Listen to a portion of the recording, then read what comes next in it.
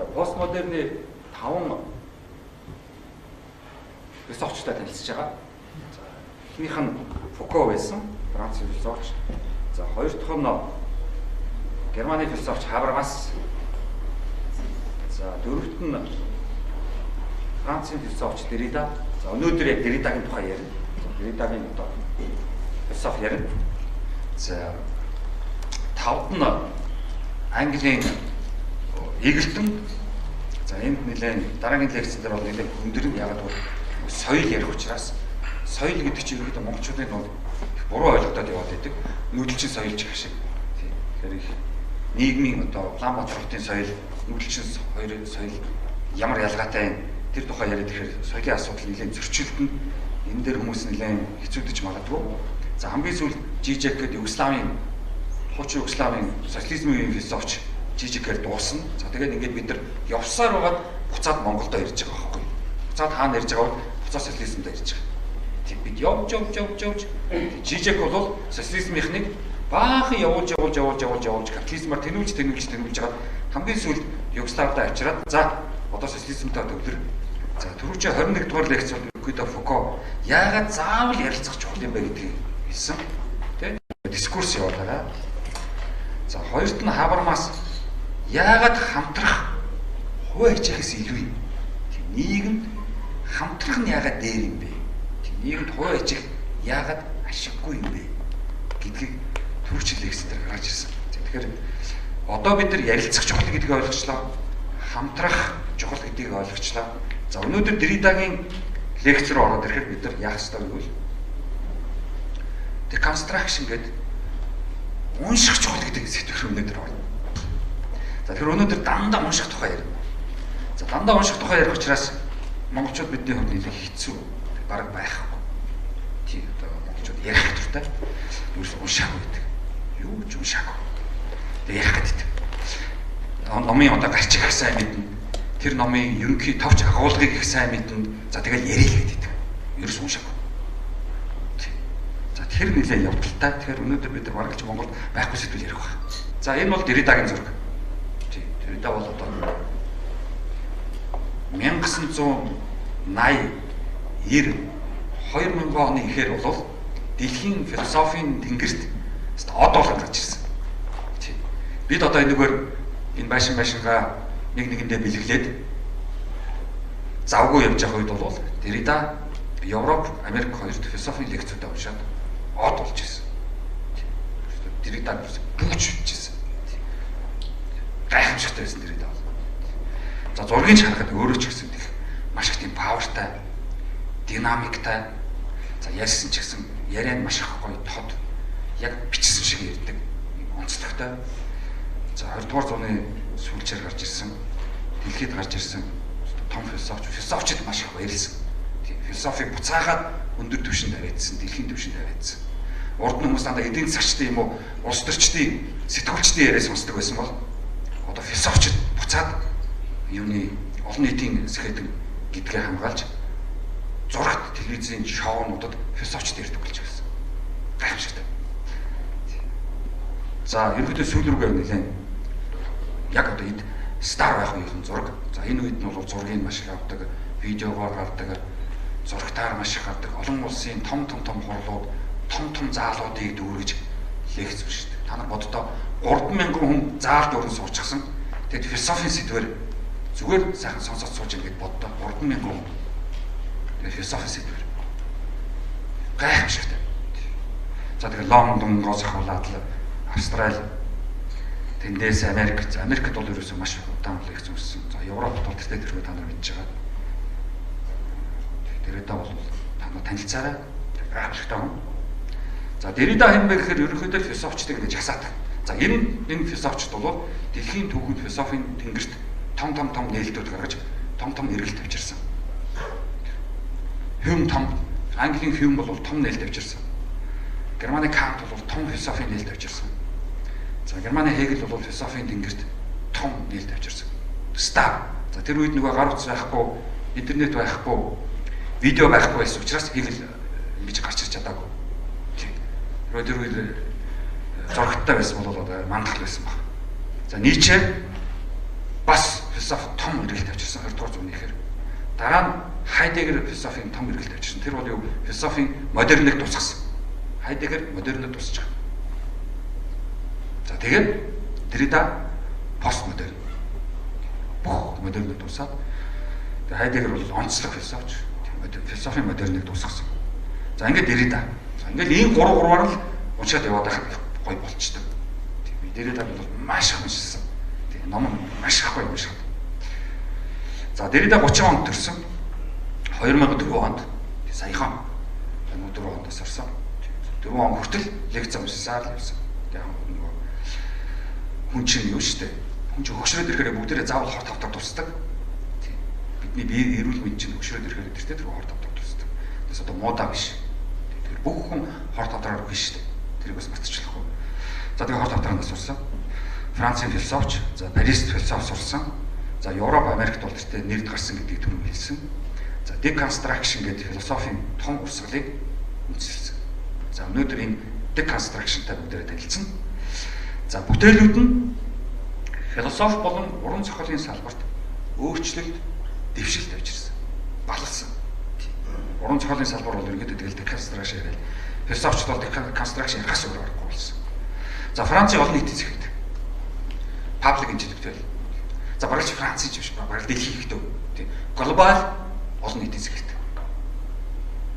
Гайхамшигт. 1967 онд 3 ном зэрэг хэвлэсэн. 3 өөр хөлийн газар. Нэг нь нөгөө грамматологи гэдэг, грамматик гэсэн ном, грамматикийн тухай. За хоёр дахь нь болохоор voice and phenomenon гэдэг чимээ ба феноменолог, чимээ сонсох, яриг сонсох. За гуравт нь бичих ба ялгаанууд. Writing бичих. За бидраас их хол. За тэгээд нөгөө difference сэдвүүдийн ялгаануудыг гэсэн нэг 3 ном 67 он бичил тэгэл стар болсон. Ерөнхийдөө философийн доктор болоогүй байсан. Бүр зүйл 40 настай да. Сүүл философийн доктор болсон. Тийм учраас хүмүүс философийн доктор бол юм яах хэрэггүй. 40 хүчээж 40 гарч иж философийн доктор болох.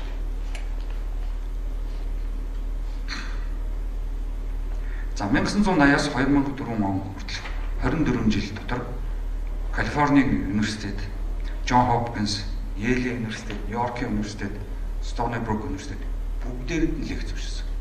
Тэгээд Америкийг бол ерөөсөө бариад өгсөн. Тэгээд ерөөдөө Америкт бол Derrida-ч гэдэг ойлголт гарч ирсэн. Derridianer гэсэн ойлголт гарч ирсэн. Тэгээд Derrida-гийн талынхан гэсэн. Сүүлдээ Derrida-г дагж философитож явж ирсэн залууч энд хэдийн университетээр доктор болоход амин хэцүү болчихсон. Наа ч юм уу Derrida-ч гэдэг. Тийм.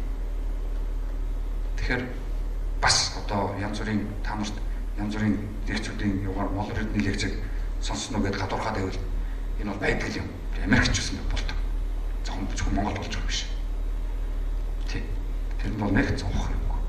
Анхааруулхад. За Derrida-гийн асуулт ерөөсөө бүгдийг биед төвлөрүүлэх боломжгүй юм байна гэдэг дээр л анхаарлаа тавьсан. Би ганцаараа ерөөсөө бие дээр бие төвлөрөх ямар хэцүү юм. Би гэдэг бусдгүйгээр боломжгүй юм чинь. Тэр бусдад тэглэх сайн бодох хэрэгтэй. Бусад маш их чухал юм байна гэсэн others гэсэн юм ойлголтыг гаргасан. Германаар болохоор бас under гэсэн юм ойлголтууд гарч ирсэн. За deconstruction гэдэг. За deconstruction гэдэг үг маань бол хоёр үгийн хослолоос бүрдсэн.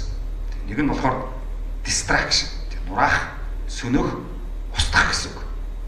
Тэгэхээр deconstruction гэсэн үг маань өөрөө устгах гэсэн үг биш шүү. Сөнөх гэсэн үг биш шүү. Тэрийг бас бодоорой. За construction гэдэг үг нь болохоор босгох, барих, босгох, бүтээх гэсэн үг. Тэгэхээр энэ хоёр үгийн хослол явж байгаа шүү. Их тийм онцлог гогдхон. Ерөнхийдөө Хайдеггераас гаралтай гогдхон л да. За deconstruction is critical outlook concerned with relationship between text and meaning гэж байгаа. Бичсэн текст, номын бичсэн тэр олон зуун хуудас текст. Тэр текстийн юу хэлэх гээд байгаа? Цаад одоо монголчууд бидний хэлдгээр санаа. Тэгэхдээ одоо үзэл санаа гэж явчих болохгүй шүү. Үзэл бодлого явчих болохгүй. Тэгвэл цаад санаа. Meaning нь юу юм? Текст уншлаа. Ямар meaning? Үсгэснээрээ ойлгож болохгүй. Нэг нэг хэлээд байгаа чинь тэр шүү дээ. 35 үсэг, цагаан толгойн 35 үсэг мэддэг байхад үсгэж, нэмж үсгэлж байна. Тийм. Одоо уншаад ойлгоод санаагаа хэлэх. Ямар санаа энэ өгүүлбэрийн цаана яваад байгаа. Цэвшиндээ цайлна гэдэг чинь хоёр мөрийн хоорондоо унших. Өчнөө юм болно энэ дээр. Тэгээд констракшнд орох нэлээд бүгдээрээ олон зүйлийн одоо асуултууд гэдэг хариу. За энэ бол одоо жишээлбэл Австралийн нэг том галерей дотор Derrida 3-4 мянган хүн суулгачихсан. Дээрээ зурагтын дэлгэцтэй. Тэгээд илтгэлээ тавьчихад дараа нь илтгэлийнхаа дараа ярьслах хийгээд сууж байгаа. Философийн сэдвэр. Философи хэрэггүй биш байгааз. Философи ойлгохгүй биш байгааз. Философи дэмий биш байгааз. Зүгээр л хэдэн хүмүүсийн 2-3 хүмүүсийн нийлээд нэг их сургуулийн тэнхэм гэдэг нэртэй өрөөнд дотор инээлдээ сууж яадаг, цай чанжуугаа сууж яадаг асуудал биш байгааз. Глобал асуудал байна. За өөрөө ер нь их ширүү гэсэн. Тийм. Маш хурцтай. Тэгээд дата ярилцлага хийхэд бол сэтгүүлч юм бараг ер нь хэцүү. Тэгэхээр мэрэгчлийн хүн дээрээ дата ярилцлага хийх хэрэгтэй. Манайд бол зурагтаар надтай ярилцлага хийхдээ дандаа философийн, оюуны мэрэгчлийн биш, оюуны өндөр түвшин биш тийм хүмүүс дандаа ярилцлага хийж байгаа шүү. Тэгэл асуулт тавиад хариулт сонсоод шокнд орчдөг. Тэгэл ярилцлага дуусна шокнд гарахгүй байсаар байгаа ярилцлага дуусдаг. Тийм. Одоо сая түрүүчийн 7 хоногт нэг үндэсний телевиз нэг ярилцлага авах юм хойшлуулсан. За дараагийн логт Eagle телевиз бас нэг ярилцлага байдаг. Би бас тэрийг бас гайхаад юу ярилцах гэдэг одоо нөгөө нөхдөд чинь баах юм яриулж авчаад дундаас нь жижиг юм аваад одоо сонгуульд хэрэглэх гэж байгаа байхгүй. Тэгээд нэг хоорондоо нэг телевизийн эмэгтэйтэй би анхааруулж гэж нэг ярьсан дурсан. Би хэлсэн. За би тийм сэдвээр ярина шүү дээ. Би тэгин шүү дээ. Чи тэгээ дийлэх юм уу? Даах юм уу? Даана гэлдэгсэн шүү дээ. Нэг эмэгтэйтэй бүр шоконд орно. Тэгээд харин ярьцлагаас гарч ирсэн хойно үргэлж тайвшраад хайтах юм яриад байгаа байхгүй. Яг тэр зургтын дэлгэцтэй юм ярьж чадахгүй байхгүй үргэлж.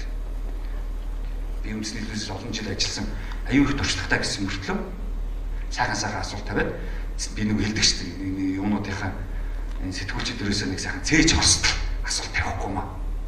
Жижиг асуулт тавиад.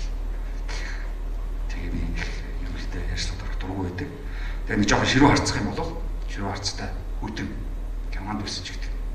Ялчтай. Тэгээ одоо энийг та нар чи яасан муха ширүү харцтай гэхгүй үстэй. Сайхан хүн байл гэж үстэй. Тэ. Тэгэхээр ийм бас их тийм ганган тийм нэлээд тийм дизайнтай аюу сүрхий та нар Derridaгийн зургуудыг харах бол маш гоё хувцсан.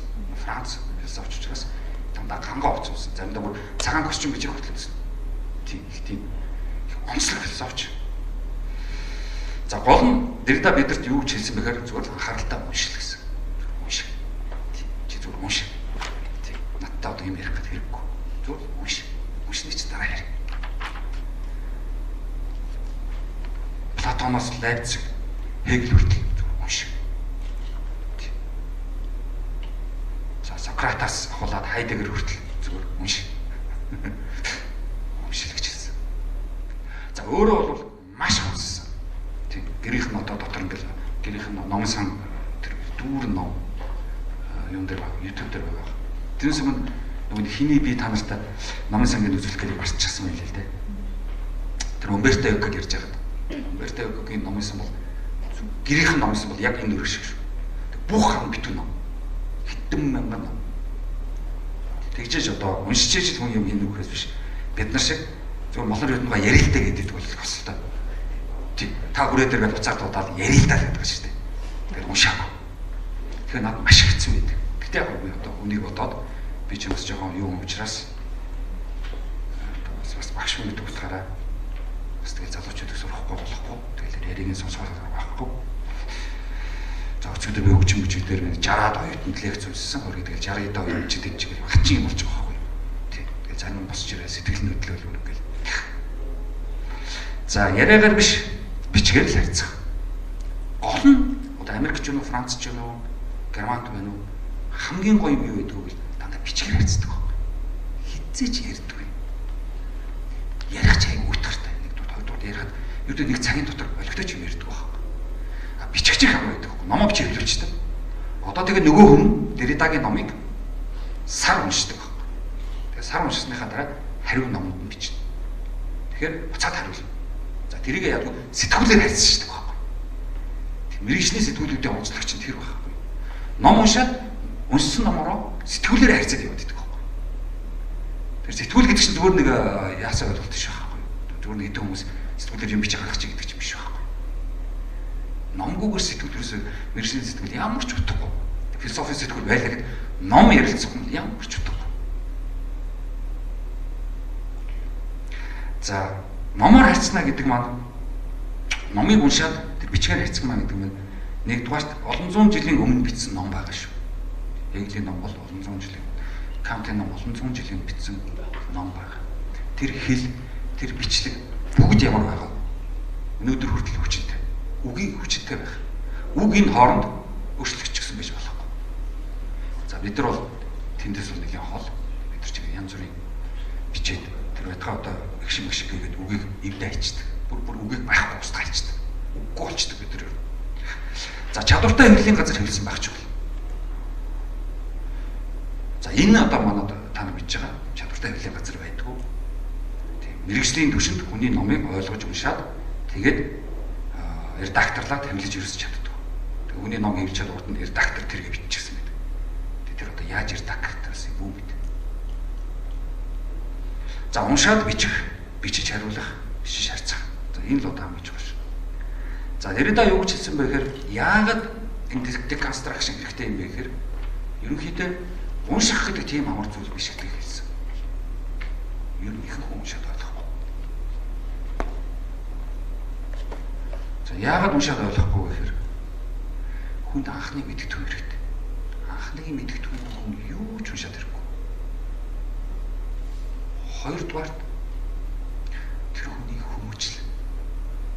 Хүүхэд насны хүмүүжил. Тэр унших маш их чухал. Сууж чадах, төвчээртэй байх, өглөөнөөс орой хүртэл унших, завсарлах, унтах, буцаад өглөө босоод цайгаа уучгаад дахиад унших. Унших гэдэг чинь яг биеийн тамир спортын дасгал хийж байгаа юм шиг болдсон шүү дээ. Яг одоо философийн доктор хамгаалах гээд яг нэг унших темпэнд ороод ирсэн үед бол яг тийм болчихдээ. Яг тамирчин шиг болчихдээ. Өглөө цагаа гол уншина. Тэгээд өдөр завсарлана. Салхинд гарна буцаж ороод дахиад уншина. Тэгээд орой болно. Орой хоолой идээд за тэгээд одоо урмаа өөр ном унших. Уншихгүй бол төрөвчийн мэрэгжлийн номоосоо салж чаддаг юм. Тэгэхээр хоёр дахь урмаа заавал байх хэрэгтэй. Философийн ном уншиж байгаа. Тэгээд маргааш өдөр дахиад уншина. Тэгээд 7 хоногт нэг өдөр завсарлах хэрэгтэй. За тэгээд буцаад уншина. Уншаал. Ямар ч ажил хийхгүй. Философч одоо философийн доктор юм болоход. Тэгэхээр уг хүний хүмүүжил сайн байх юм бол яв болчдөг. Хүмүүжил буу болж чадахгүй. Найз нөхцөл их гараа явчихна. Хамаатан садгууд нь дуудаал гараа явчихна. За цагаас аврах гэж байна. Ир. Баяр болж юм. Уулзъя. Төрсөн өдөр тэмдэглэгчдэг юу гэдэг. Хүмүүжил болтгол явуудаг. Тэгэл юу нөгөө уншиж ирсэн байхгүй. Германд би философи доктор болоход яг хэд ном уншиж байгаа үед маш их юм Монголд болсон. Манай эмээ хүртэл нас орсон шүү дээ. Би ирч чадахгүй байж. Яг нэг унших ажилд орчихсон. Би уцаар хэлсэн шүү дээ. Явж чадахгүй нэ. Эд яг уншлахтаа орсон юм. Тийш яваад ирэхэд би 2 сар алдах байхгүй. Монгол өвчрэл нэг ажил болоод буцаад би 2 сар алдав. За найз нар тэд зөндөө очсон. Бараа зараа зөөе, контейнер зөөе, мөнгө төгрөг чи одоо ном уншаал балаа юм уу? Зөөлөө бараа зарагдлаа чи тэгэл хэдэн мянган доллартай болно шүү дээ. Ойлгомжтой шүү дээ. Тэгчээч л удаа байна шүү дээ. Тэгмээс энэ нийгмийн нөлөө гэдгээс маш их хол явах шүү дээ. Та нар үнэхээр оюуны өндөр түвшинд очиж байвал ядаж нэг сар биелээд байгаа шүү дээ. Ядаж нэг 7 хоног, ядаж нэг сар. За сарч чадахгүй байна. 7 хоног нэг өрөө хөлсөж яваад бүх юм амтраад тэгэл зүгээр биш. Тэгэл угаал босоод шаад. Маш гоё болно шүү дээ. Тэрнээс одоо нэг бяцлал хийдэг хүмүүс шиг юу ч уншихгүй, юу ч бодохгүй ингээд суугаад байвал хэзээс гэрхэхгүй шүү. Бүр тэнэг болно шүү. Тэрнээс ном уншаад юм л харна гэгэрэн шүү.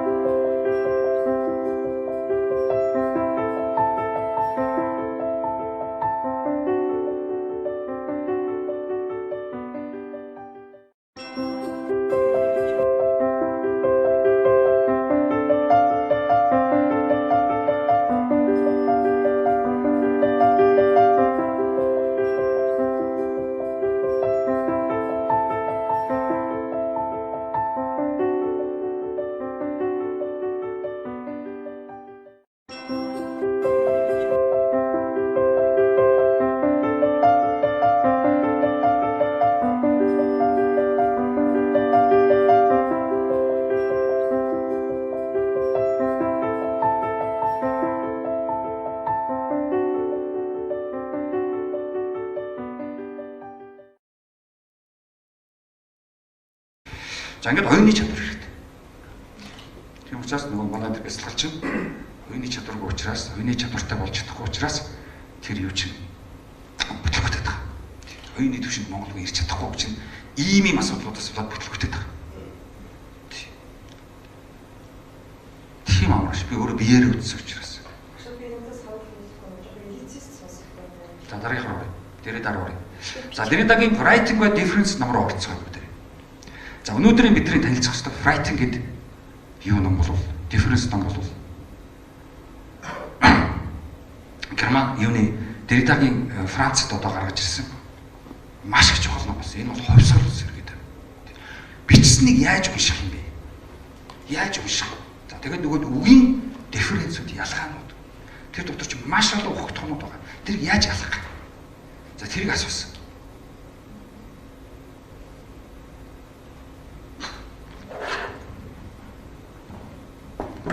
За энэ шиг энэ difference гэдэг герман хэл дээр. За би германд байж байхдаа энийг нэлээд уншсан. Маш гоё ном. Уншихад өгүүлбэр болгоно их гоё. Өгүүлбэрээс өгүүлбэр рүү явна. Тэгэл бодоол. Бодол үсэл. Номоор бодол үсэн шүү. Яриагаар бодол үсэхгүй. Бичгээр бодол үсэн. Үсгээр бодол үсэн. За тэрнтэй өнөөдөр танилцсан. За difference дотроо Derrida юу гэж хэлсэн бэхээр үгийн хосуудыг ер нь бодцгоё гэсэн. Өнөөдөр хүртэл бид нар философт уран зохиолд үгийн хослуудыг мэдээж юм шиг натуральны юм шиг явуулчих. Цаанаасаа өгөгдсөн юм шиг. Уул нь хүн өөрөө энийг ч үсгэсэн бүтээсэн биш. Жишээлбэл эрэгтэй эмэгтэй ч гэдэг. Сайн мууч гэдэг юм. Хууль эрхч гэдэг юм. Энэ дифференсүүдийг бидрээс ялахгүй зүгээр цаанаасаа өгчихсэн юм шиг явуулсан байж гэдэг энэ дифференс дээр гаргаж ирсэн. Хорвоо дээр болохоор ийм ялгаа байх. Хорвоо ийм ялгааг мэдэхгүй. Хүн л гаргасан бол.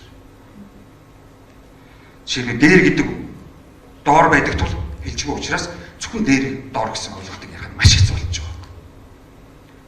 Дооргүй дээр гэж болно шүү дээ. Хорвоо заавал тийм. Дээргүй доор гэж болно шүү дээ. За энэ дээр нэлийн ярьсан. За truth тэгэл одоо юунд үннээс худлыг хэлэх, хулж хэлж эхлэх. За шалтгаантай ба чөлөөтэй рүү орж ирэх. За дотор энэ ба ауд руу орж ирэх. Энд ба тэнд гэдэг рүү орж ирэх. Энэ бүх үгийн ялгаанууд хэдийд яаж үүсэж байгаа тэр үүслийг ном дээр маш их бичсэн. Хизээ past present хоёрын ялгаа яг хаана байна вэ? Завсар. Өнгөрсөн яг хизээ дуусаад одоо яг эхэлж байна. За энийг хүн мэдгүй. За энэ дээр одоо бас нэлээд ажилласан. Та энийг бас бодгооч. Ер нь бол би хэлж байгаа лекц бол одоо 23 дахь лекц дээр явж байгаа. Тэгэхээр энд одоо өөрчлөлт хэм блэ? 23 лекц явуулж байгаа. Тэгэхээр энэ дээр чи шууд ингэж хариуж ирэх болохгүй шүү. Чи 23 лекц явуулж байхад лекц дундуур өмөрж ирэх болохгүй шүү. Тийм гарал явах хэрэгтэй. Би хэлээд байгаа шүү. Сонирхолгүй чадахгүй хүмүүс гарч явах хэрэгтэй. Би чаддаг хүмүүст л зориулж байгаа шүү. Тиймээс энэ бол элитээр газар. Элитээр лекц. Би нийгмийн дунд сургууль төгсөөгүй хүмүүстээр ийм лекц уншиж очихгүй. Би яг нэг зурагтад би олигтой сэтгүүлж байхгүй бол очтгүй гэж. Элитээр байх хэрэгтэй. Монголчууд элитээрүүд ингэ дартах байхгүй. Нийгмийн олон нийтийн дунд гарч ирэх ёстой сэхэтнүүдийг гарч ирэх ямар ч боломжгүй байхгүй. Боломж олгодог ч улс төрийн намайг хувааж аваад тэгээд доош нэгээд. Тийм учраас би элитээр төвшөндөө оюуны сэхэтнийхээ төвшөнд байхын тулд би ажилтж явдаг. Би зүгээр иргэнэл үлэхтэй чөлөөдөг. За тэрийг бас орчлохгүй шүү. За одоо шараас оранж яаж үсэж байгаа? Чи байгаль оранжаас ойлголт байхгүй шүү. Гэх мэтлэнгийн бидний өөрснөө үгс зохиож хаад тэр үгсийгээ үнэмшээд тэр үгэндээ үнэмшээд тэрүүгээрээ бодоод явцдаг. Энийг л зогсоох гэдэг байгаа байхгүй дэрээ. Та нар олон зуун жилийн тэр номнуудыг уншаад тэгээ тэр үүссэн нэрлсэн нэрлэгээнүүд цаанаас ийм юм шиг үнэмшээд яваад ах юм аа. Тэр цаанаас биш ээ. Хүн л зохиосон байхгүй. Тэрс бүгдийг шалгах гэж байгаа байхгүй. Тэгээ тэр чинь deconstruction байхгүй. Текстэд deconstruction. Зохиолыг эвд гэж байгаа шүү. Гэхдээ нураахан сөнөө гэсэн үг биш. Зохиолыг эвдлээд одоо Одоо нэг эвлэгдэх толгой байдаг шүү дээ. Тэрийг эвлээд харж танилцаад ийм хэсгүүдээс бүтсэн юм байна. Энэ юм байна, энэ юм танилцлаа. Одоо буцааж өрөөд бүтэн болох. Тэр текстийг задлж уншаад ухтхан болгоноор нь задлж уншаад. Тийм амар биш шүү. Тийм. Ном уншиж үзээгүй хүмүүст хэцүү. Тийм. За тэгээд буцаад ухтхануудаа нийлүүлээд номоо босгоод ирэх. Номыг сөнөөгөө ашиглаж болохгүй шүү. Маш олон хүн буруу ойлгоод ном сөнөөгөө тэлсэн. Өө энэ ном чи утгагүй ном биш, тэрхүү ном биш юм байна шүү дээ. Тэр хөсөлтэй. За одоо жишээлбэл хараас цагаан яаж үсэж байгаа тэр хоёрын хоорондох интерпретер worker гэж бүр дээрээ ачиг том сэдвүүдээр яваад орчтой юм аа. Энэ номд нь ерөөсө асар олон юмуд байгаа. Тэр ямар өнөөдөр ямар дийлэх биш. За ингээд хиний Derrida-гийн онцлог руу оръё. Derrida философийн онцлог бол ерөөсө философийн онцлог бол философи ямар нэг урсгал руу дайралт хийдэг. Философи ингээд урсгал юм чинь. Лаш фенолог, структурализм ч гэдэг юм уу. Философи урсгал явж байна. Онтологч гэдэг юм уу. Гуманизм ч гэдэг юм уу. Эмпиризм ч гэдэг юм уу. Рационализм ч гэдэг юм уу. Одоо урсгал явж байна. Одоо яадаг вэ? Дараагийн философичд нь дайралт хийдэг байна. Тэр урсгал руу. Дайралт хийгээд тэгээд тэгвэл өөрийн гэсэн дуртай философичдаараа суурилдаг. Ганцаараа биш, хамаагүй биш, дураараа биш. За, Derrida бол Хайдеггер дээр тулгуурласан. Хайдеггер дээр тулгуурлаад тэгээд дайралт хийсэн. Модерн философи.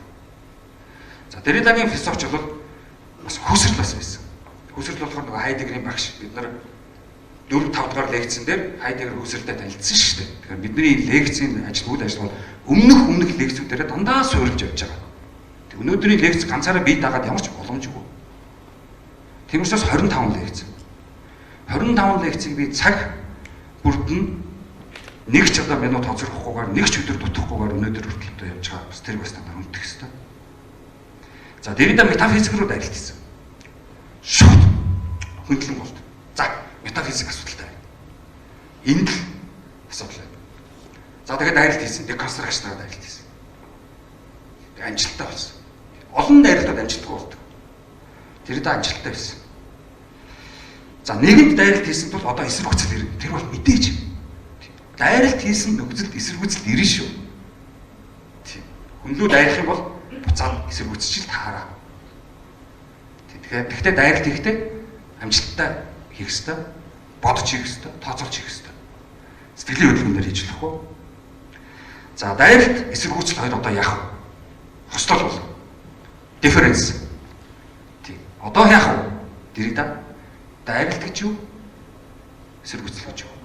Хэдийд дайралт дуусаж, хэдийд эсэргүүцэл эхлэх вэ? Тэр хоёрын difference маш чухал. За хэрхэн эсэргүүцлийг давах вэ? Мэргэжлийн түвшинд давах. Одоо хэрэгтэй ч юм уу, шавнараа гүйлгээд ч юм уу, улс төрийн намаар баахан шагнуулж байгаа ч юм уу дайралт хийж болохгүй. За гол нь өөрийн байр суурийг хамгаалах. Хүнд хүнлүү дайрж болно. Чи байр суурьтай л дайрах хэрэгтэй шүү. Би эсэргүүцэл үзүүлнэ. Гэхдээ бас байр суурийг хадгалах. Байр суурийг орхичлахгүй. Одоо 3 жил 25 лекцийг явуулж ирсэн чи байр суурийг орхихгүй шүү. Эцэж орхихгүй. Одоо дараа чи дахиад явуулна. Би философийн байр суурийг орхихгүй шүү. Одоо хүмүүс бойл гэдэг ч юм уу, доромжлдог ч юм уу, дээрлэгч ч юм уу, одоо яадгийг байр маяр төв төрөслөхгүй ч гэдэг юм уу. Тийм байрлалууд ирнэ шүү дээ. Би тэрийг тоохгүй. Аштай хийгээл юм. За өөрийн байр суурийг хамгаалах чухал. Би монголчууд бол дандаа л хэлдэг. Өөрийн гэсэн байр суурьтай байгаа чи. Хүн битий даа, хүний сүлдэрт битийгүү. Хүний үгээр битий яв. За нэгэн дайралт бичгээр бол бас эсэргүүцэл бичгээр. Derrida-гийн онцлог бол философийн онцлог бол дандаа бичгээр дайралтуудтай эзэлж байгаа шүү. Тэр нь болохоор сэтгэл болоо явчихдаг.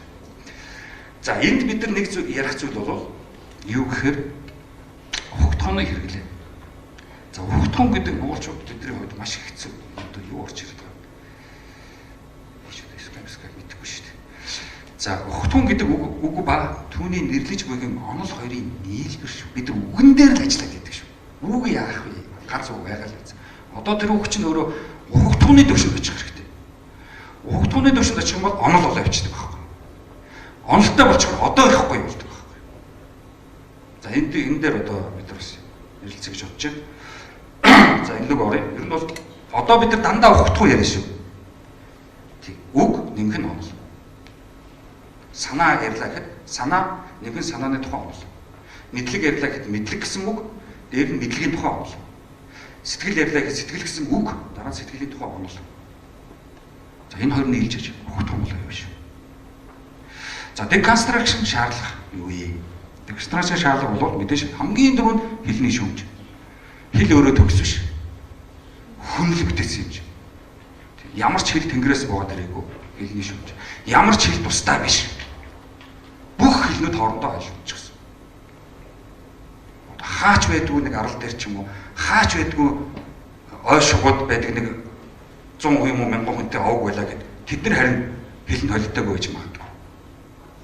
Тэрс энэ нийгэм ялангуяа монгол хэл бол маш их холилдсон. За Францд өөрөө их холилдсон.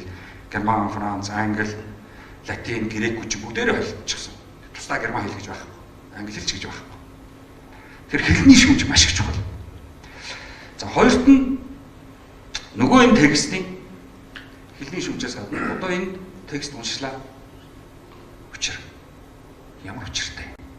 Тэр учрыг болох. Энэ текстийг уншаад учрыг нь болох. За энд юу хэрэгтэй? Мэдээж хэлэнд сайн байх хэрэгтэй. Монгол хэлэндээ муу ажиллахгүй, герман хэлэндээ муу ажиллахгүй, франц хэлэндээ муу ажиллахгүй. Хоёрт нь бодож чадах. Бодол гэдэг чинь дахиад том онол гарч ирнэ. Энийг уншиж байхдаа бодох хэрэгтэй. Бодож уншиж. Өгүүлбэрээс өгүүлбэрлөө дандаа бодож уншиж. Гуравдугаарт бодит байдалтай хавцалдах хэрэгтэй. Энэ би байдал гэдгийг хагасыг орхицсан юм шүү. Та нөхөрч. Өөрөөр миний энэ уншиж байгаа маань одоо намайг тойроод байж байгаа бодит байдлаас хол тусдаа байна биш. Одоо энэ текст уншиж байхдаа бодит байдалтайгаа дандаа хавцалдуулж, уялдуулж уншина. За ингэх мэдээж тухайн хүний тархины чадвар хэрэгтэй. Чадвар мотоо бол ном уншаад юмргүй шүү дээ. Толгойн өдөл одоо гэдэг биш шүү дээ.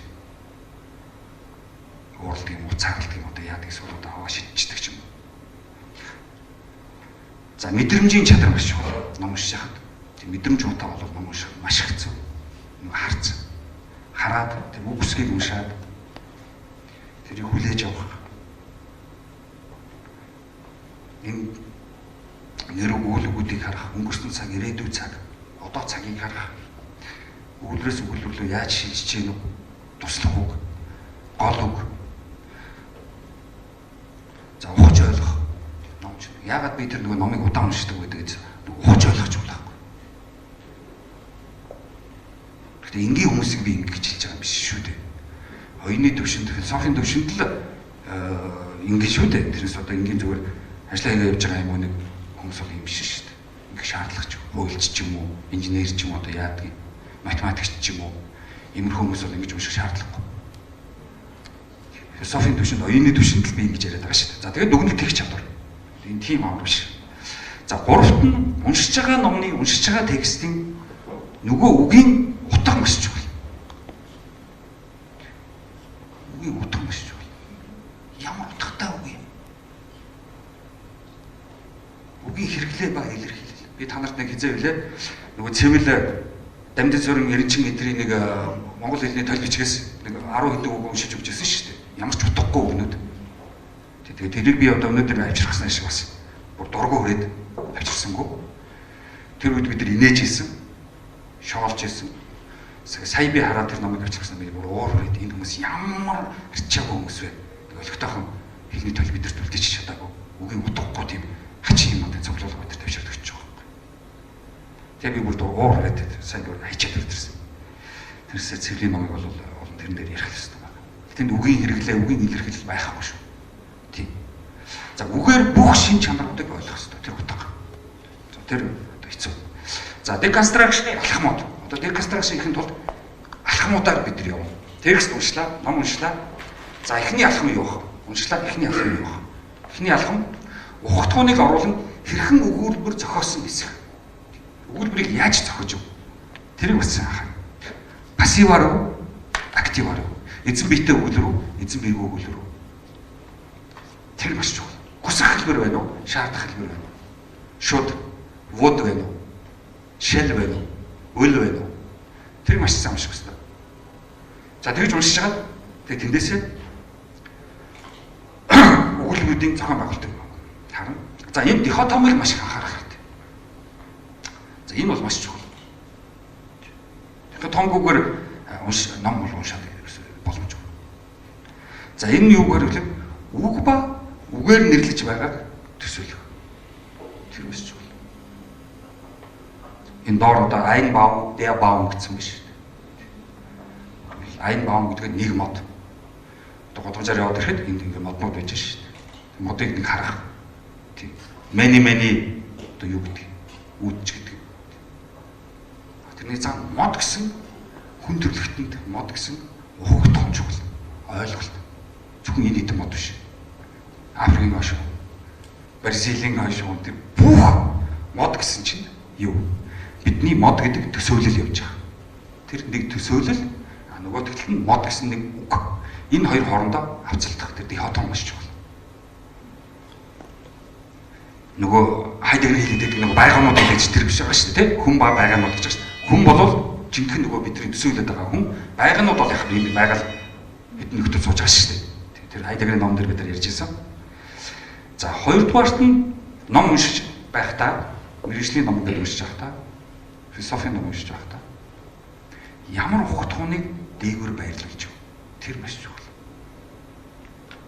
Тэгээд тэр ухагт хуунаа бусад ухагт хуунуудаар туслах ухагт хуун болгоод тэр гол ухагт хуунуудаа тайлбарлаж явчихдаг. Тэр маш чухал. Тэр гол ухагт хуунаа уншиж байхдаа маш сайн барьж явах хэрэгтэй. Алдчихгүй шиг. Бусад ухагт хуунууд бол надад гол ухагт хуунуудаа туслах ухагт хуунуудаар явдаг. Одоо бодол гэж ярих санаа туслах ухагт хуун шүү дээ. Тэг үнэмшилж байдаг юм уу? За үгэл би харин яг цаангол байхгүй гэдгийг маш сайн тодорхойлж чадах хэрэгтэй шүү. Үлгэр номог болох хүсэлтэй шүү. Тэнд ингээд байхгүй юм бичээд байгаа шүү. Зөв үгэл байгаад байна. Цаана хорвоо дээр бол байхгүй. Одоо шил чөтгөр бол хорвоо дээр байхгүй шүү. Зөвхөн чөтгөрд үгэл байгаа шүү. Бид хайгаж болох юм. За энэ бас их чухал. Тэгэхээр энэ диходом тэр Ein Baum, der Baum. Тэгээд бид нар ч нэг монгол хэлний чинь артикл байхгүй. Нэг мод гэсэн яг одоо der, the, Францын le тийм үү тэр артиклүүд бид нар байхгүй учраас ийм ном бичих боломж том баг. Философи ном бичихэд бол монгол хэл бол ингээд хөрөлцөөгүй. Үлгэр домог гэдэг төвшөнд бол яг болно. За deconstruction-ыг шалгалт. За одоо шалгах. Уншаад deconstruction-аар текстийг яг уншаад шалгах. Одоо Derrida яасан? Уншиж байхдаа шалгасан. 20 жил, 30 жил уншсан, шалгасан. Философи доктор болохгүй, зөвхөн би философи ном бичнэ гэж явуулсан. Философиос сурсан, философийн профессор байсан. Олон жил философийн профессор хийсэн шүү. Тэгтээ одоо доктор болох дургуудаа гэдэгтэй биш, ном бичих нь гол нь байсан байхгүй. Цаг байхгүй. Доктор болохоор ч нэг хүнд баригдчих гэдэг байхгүй. Заавал тэр профессорынхаа бас юмыг илэрхийлэхгүй болохгүй болж байна. За ухагт хуунаар хэрхэн текст хөгжиж урагшилж байна. Текст өөрөө эхнээсээ ахуулаад дуустал хөгжих ёстой. Хөгжлийн үйл явц шүү. За тэгээ яг мэдээж үнэмшилтэй байх хэрэгтэй. Мэдээ мэргэжлийн төвшөнд дэмжих үнэмшилтэй байх яг. За ухагт хуунуудын зэрэглэл маш их чухал.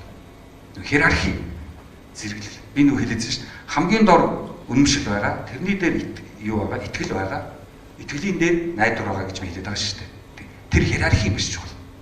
Үнэмшил бол зүгээр ингээр л хүндлэг үнэмшиж тэгэл болов. Чамд би итгэхгүй байна. Зүгээр яг үнэмшиг. Итгэл бол дараагийн хиерархи. Итгэл бол өө би чамд итгэж байна. Болж байна итгэе. Юм аа гэж чийдэг яв. Гэхдээ би яг л чамд найдахгүй байна. Тэр хамгийн дээд хиерархи. Хөгтгооны хиерархи. Найдвар бол эцсийн найдвар. Чи найдвар алдвал би дуусна шүү. Үнэмшил алхах баларахгүй. Үнэмшиж яваад баларахгүй шүү дээ. Бодлоо байвал. За итгэж яваад итгэл алдвал одоо яг тийм итгэл алдсан наад шээ. Итгэлгүй нөгөө. Найдаж яваад алдах юм бол өөрөө хохирох байхгүй. Тэрээс найдах бол их хостой. Багийн хүнд битий найдаар. Итгэлэх хэрэгтэй. За найз нартаа бол үнэмших хэрэгтэй. Найз нартаа бол итгэл бүр болорно. За ингээд хөгтүүний зэрэглэл бол маш чухал байдаг. За нөгөөдөгөр энэ нэгэд бишээд байгаагаараа Derrida бидэрт юу хэлээд байгаа? Юу гэх гэдэг юм Derrida? За энэ маш чухал. Тэр зорилго, Derridaгийн зорилго, Derrida зорилготой л энэ номыг бичсэн байгаа шүү дээ. Тэрнээс одоо нэр гарах гэж ч юм уу, мөнгө олох гэж ч юм уу бичиг биш шүү дээ. За энийг бас мартажлахгүй. За deconstruction хэрэглэхэд анхаарах зүйлүүдийг бас тэр да бичиж байгаа. Юуг бид нар текст уншиж байгаа deconstruction хийхдээ бид нар юуг анхаарах хэрэгтэй вэ? Нөгөө зохиолыг эвдэх гэж байгаа шүү дээ. Эвдээд буцаагаад босгож ирэх. Ухагтуунуудын зөрчил маш их байдаг. Уншиж байгаа. Зарим ухагтуунууд хоорондоо зөрчилдөг. Сайн нэг хиерархиас болоод. Би монгол хэл рүү орж байгаад энийг нэлээд сайн тайлбарлаа. Тэрийг бас анхаарах. За нэг ухагтуун нөгөө ухагтууныг хэд довтлсон байна уу юу? Зарим ухагтуунууд нөгөө ухагтуунуудад довтлоод байдаг. Текст дотор. Тэгээ нөгөө ухагтуунууд дараад байдаг. Тэр бас сайн болоо. Тэр бас чухал. Одоо ойлгох гэдэг үг тийм үү? Хүлээж авах ч гэдэг юм уу? Тэр үгийг одоо дотлоо шүү дээ. Чи зөвхөн хүлээж авсан ойлгоогүй. Understanding. Ойлгох. Чи зөвхөн хүлээж авсан.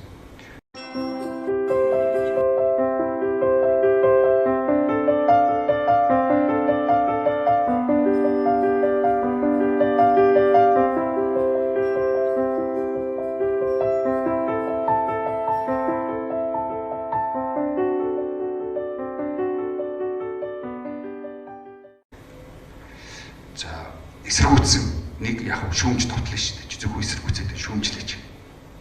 Шүүмж гэдэг чинь мэрэгжлийн төвшөнд шалгаж ярилцах шүү дээ. За энэ ухагтуунуудын хоорондоо нэг ухагтун нөгөөгөө тотолж байгаа эсхийг сайн шалгагдсан. Анхаараа. За нуугдмал санаануудыг маш сайн уншиж явахад анхаараа гэсэн. Маш их нуугдмал санаанууд байдаг. Тэр учраас номыг уншихгүйр л юм болж яваад байдаг. Ном уншихгүйр л шиг юм болж яваад. Нуугдмал маш ямар ч нуугдмал өчнөө юм байна. За номын мэдээ цаа зорилго төр зэрлж байна. За бусад хамаатай текстүүдтэй бас явж гин үгүй юу гэдэг маш сайн шалгах хэрэгтэй. Их том мэрэгжлийн философийн номууд бол дандаа бусад тексттэйгээ хамтарч явдаг. Одоо доор нь ингээл иш татлаж байж байгаа. Ард нь номын нэрс байж байгаа. Тэгэхээр бусад текстүүдтэйгээ хэрэг холбоотой явж байгаа гэдгийг шалгах. Тэр бол нөгөө иш татлал буюу нөгөө юу гэдэг. Интертекст. Текст зөвхөн ганцаар биш. Бусад текстүүдтэй холбогдоод явна. Тэгэхээр интертекст болж байгаа. За энийг бас анхаар гэсэн deconstruction дотор. За Derrida-гийн философи бол ерөнхийдөө текст унших гэдэг яг мөрөөр явахтай адилхан гэсэн. Би одоо нэг ном уншлаа, текстийг уншлаа. Тэгэл өгүүлэг болон мөрөд байгаа шүү дээ. Чи мөрөд, энэ төсөмнөө чи мөрөд.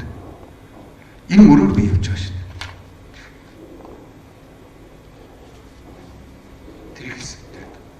За тэгэд мөрөөр явна гэдэг чинь яг мөрдөхтэй адил гэж хэлсэн. Тэгээ нэгд би мөрдөж байгаа учраас шин ойлголтууд, шин мэдлгүүдэд хүрээл яваад. Мэдэж аваа. Тийм биш. Тийм биш.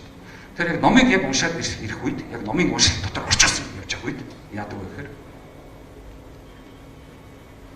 дундуур нь айгүй их тасалддаг уншиж байгаа. Нэг явж итэл нэг бодол ороод ирдэг байна. Тэр юм биш гэдэг. Тэрийг бодож суучдаг.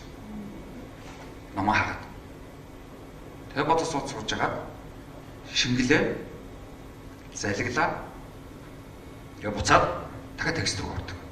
Тэгээ дараагийн бодол үсэл яваад идэг. Тэгээ ном унших гэдэг бол маш их одоо хянамгай чадамгай, төвчээртэй, хүмүүжлтэй тийм л хүмүүсийн үйл явдал.